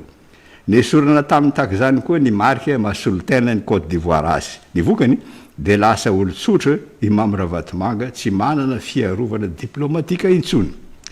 Raha ny tety hôpitaly maro izy tany Maurice mba ialana amin'ny fanagadrana na ampidirana amponja ihany izy tamin'ny 20 Novambra tao amin'ny Moka Detention Center, tamin'ny 2 Desambra tao amin'ny fonjan'ny Melrose. Enjeny FCC ara-pitsalana izy any Maurice ary voalaza fa tonga ny Maorisy ny FBI anampy ny FCC anadiady mikasika ny raha Boeing 777 mahavoasaringotra ny Mamra Vatomanga voatazony eny an-tanymora Ramatoa Rina Rakotomanga namoana didy fampisamborana Andriamatoa Nena Ndretsytoela be ny tanàna Antananarivo taloha olona akaiky ny filoha teo aloha Andry Rajoely izy ireo de nilaza ny ministre ny fitsarana Ramatoa Fanirso Ernaivo tamin'ny RFI tamin'ny 2 décembre fa alohan'ny farany ty taona ity amoaka didy fampisamborana iraisam-pirenena azy ny fitsarana malagasy. No mafisin'ny colonel Mikael Randrianiriny zany raha niresaka tamin'ny France 24 izy tamin'ny 5 décembre. Izao ny teny nataony colonel Mikael Randrianiriny. Tokony tsarainy eto Madagasikara Andriamatoa Mamra Vatomanga sy ny filoha teo aloha satria izy no tompon'andraikitra amin'ny zava-mitranga eto. Tokony akalesona amin'ny zavatra ataony FBI sy ny Interpol ny mpitondra. Raha te hisambotra olona ny FBI sy ny Interpol tsy didy fampisamborana iraisam-pirenena no avokany fa filazana fikarohana avis de recherche na wanted. Tambazany vola be ny olona misambotra sy manolotra aminy ny olona karohina. Piaza olona karohina no anarany mpikarama tahaka izany. Amin'ny teny français chasseur de prime, amin'ny teny anglisy bounty hunter. Amin'izao fotoana izao misy 10,000 eo no isan'ny olona manao zany asa zany any États-Unis. Tamin'ny 12 novambra namoaka didy mpisarana ny paka nanakatona ny compte-ny bola ny Andriamatoa Mamra Vatomanga rehetra any amin'ny banky. 30 no isan'ny compte-ny any amin'ny banky tratran'izany anisany Azura, Sodiat, Golf, Autodiffusion, Pradon, Polyclinique de Laf, Madarel. Netokona ny piasan'ny Madarel tamin'ny 4 décembre. Izany no nataony izy satria sady ratsy tantana ny orinasa no tsy voalohany karamany no lafo loatra ny fifanekena fiaraha-miasa amin'ny orinasa Vecturis. Nanao fihetsiketsena koa ny piasan'ny Sodiat. Teny andrano tapahana talata maty tamin'ny 20 novambra. Tako izao ny teny nataony. No ny fanagiazany fanjakana ny compte-mbola ny Sodiat tsy mandray karama izay de tsy manana anikoanina izay piasa 4,000 mahery meloine ny tsy fanajany mpitondra ny zon'olombelona sy ny zo anana asa mahavelona miantso anireo fikambanana iraisam-pirenena miaro ny zon'olombelona izay indrindra ny OIT Organisation Internationale du Travail sy ny firenena mikambana miantso ny mpitondra koa izay piasan'ny Sodiat tsy sanatria mangataka fitsinjovana manokana fa mba ajaina fotsiny ny zo maha-olombelona anay angatainay mba sokafina daholy ny compte-mbola ny lehibenay sy ny anivondrona Sodiat satria tsy manambola ikaramananay ny fanjakana. Za de miteny an'izao mampalahelo tokoa ireo piasan'ny Sodiat sy ireo piasan'ny Madarel satria toy ny piasa mamanga maty vazaha magnefa izy ireo. Safidy mipetraka amin'ny mpitondra io na andraisan'ny fepetra ny mpandraraha iray raha voaporofo fa nanao kolokolo izy na avelany manao ny rasy ataony izy mba tsy ho very asa ny olona ampiasainy. Izany hoe tsy tokony gadraina ny lehibe ny mafia satria mampiasa olona maro izy. Ohatra araka voalaza teo Pablo Escobar filohan'ny cartel de Medellin nampiasa olona amanalina ny cartel ty satria nahazo vola 20,000 tapitrisa dollar isan-kerinandro nahafahan'ny Pablo Escobar nandoa ny karama ny piasany. Raha no gadrainy fanjakana kolombiany Pablo Escobar very asa ny piasany rehetra. Anadio ny fitsarana angamban'ny colonel Mikael Randrianirina matoa izy no nitarika ny fivoriany CSM Conseil supérieur de la magistrature telo avoloa tamin'ny 7 novambra. Nilaza izy tamin'izany fa tsy tsara raha mipetraka ela amin'ny toerana ireny mpitsara fa tokony afindra toerana rehefa afaka niasa 2 taona. Efa taona raha ela indrindra amin'ny toerana iray. Nambarany fa sady ho tsaratsara kokoa ny fomba fiasan'ny fitsarana no anam-pitokisana aminy ny vahoaka raha afindra toerana matetika ny mpitsara. Ambonin'izany nasainy nodin'ny CSM izy ireo mpitsara nahazo fandrahonana na baiko mivantana tamin'ny fitondrana teo aloha. Matoa tsy maleo tena ny fitsarana eto amintsika de satria miandany amin'ny manampahefana ny mpitsara na mandray baiko avy amin'ny filoham-pirenena mihitsy ohatra ireo nomeko. Ny zavananjo ny ministry ny fitsarana vaovao raha matoa Fanirso Ernaivo sy ny fanesorana mpitsara roa tao amin'ny paka tamin'ny asany mikasika andramatoa fa nirisoa Ernevo izao ny teny nataony tamin'ny famindram-pahefana teo aminy sy ny minisy ny fitsarana teo aloha Rakotomandimy Benjamin tamin'ny 20 oktobra ny fanesorana ahy tsy ho mpitsara ny fanamelona ahy tao anatin'ny fitondrana Rajoelina no natonga ahy ho sefitany politika nanomboka tamin'ny 2024 mikasika ny ohatra faharoa nesorona tamin'ny toerany ny mpitsara roa vavy Ramatoa Bovola Raitla filohan'ny fampanoavan'ny pacte Tananarivo sy Ramatoa Élisée Rasoanta filohan'ny fampanoavana ambaratonga faharoa araka ny fanambarana navoakan'ny ministère ny fitsarana nesorona tamin'ny toerany ny mpitsara Élisée Rasoanta satria namoaka fanambarana mifanohitra amin'ny zavatra nataon'ny ministère izy nambarany fa tsy misy fanenjena natao any Andriamatoa Mambra Vatomanga kanefa nandray fitarenana sy fiampangana maro mikasika azy ny ministère dia nesorona tamin'ny toerany Ramatoa Élisée Rasoanta azo akana lesona ny rafi-pitsarana any États-Unis amin'ity resaka fanamboarana rafi-pitsarana ity manana fitsarana maleo tena nazy manokana ny faritra 10 any États-Unis fa misy rafi-pitsarana fédéraly ambonin'izy rehetra mandinika raha lehibe makasika ny firenena iray manontolo ny anarany Cour suprême ny filoham-pirenena any États-Unis no manendry ny mpitsara ao amin'ny Cour suprême fa tsy maintsy ankatoavin'ny Sénat izany aloha any États-Unis ny olona tendrena ho mpitsara indrindra ireo amin'ny Cour suprême dia sady olona tsara laza eo amin'ny fiarahamonina misy azy no mahay lalàna dia avocat mpampianatra lalàna eny amin'ny faculté de droit na dia ny filoham-pirenena aza no manendry anireo mpitsara ireo any États-Unis tsy mahazo manindry na indrindra manome baiko azy ny filoham-pirenena ary raha manao zavatra mifanohitra amin'ny lalàna ny filoham-pirenena any États-Unis azo ny filohan'ny Cour suprême ahitsy izy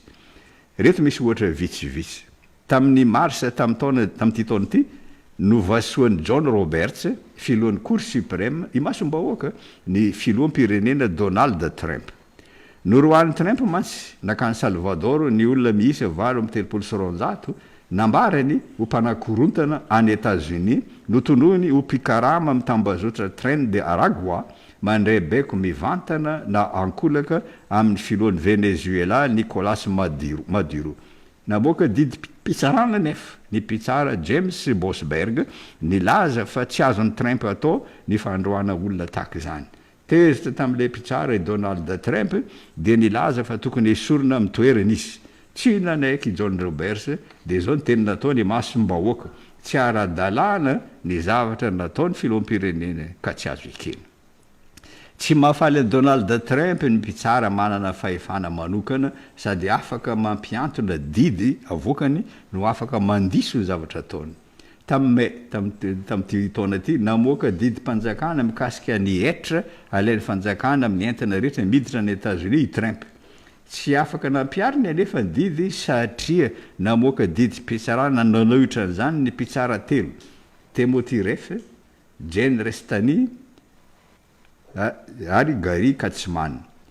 nilaza ireo mpitsara ireo fa ny congrès no manam-pahefana mandray fanampan-kevitra tahaka izany fa tsy ny filoham-pirenena tamin'ny jona tamin'ity taona ity raha ny resaka manokana tamin'ny namany Donald Trump nambarany fa tsy rariny ny zavatra ataon'ny mpitsara satria tsy manao valibabiena izao izy no nanendra ny Amy Coney Barrett nanendra ny Neil Gorsuch sy Brett Kavanaugh kanefa tsy tohanany ny zavatra ataoko mampalahelo hoy Trump tomboko lasy tomboko vavy a mifarany eto ny dinidinika ny arahantsika tamin'Andriamatoa Raintronary maromaro ny tebokanikity atsika teo ny otsika hoe ny foto-kevitra lehibe dia ny fihetsehan'ny GNZ ny gouvernement vaovao ny fanorenana ifotony ny toeran'ny mpamatsy voly eo am'le findramam-boly eto am'ty Madagasikara ty ny resaka trosa zany ny makasika ny diplomasia tokony hitsofoa Madagasikara ary ny fanavozana ny rafim-pitsarana tokony irisona. Maromaro ny teboka nentina teo, maro koa ny fampatsehivana ny fisehon-javatra tany anatin'ny tantara tany zay tsara ho fantatsika.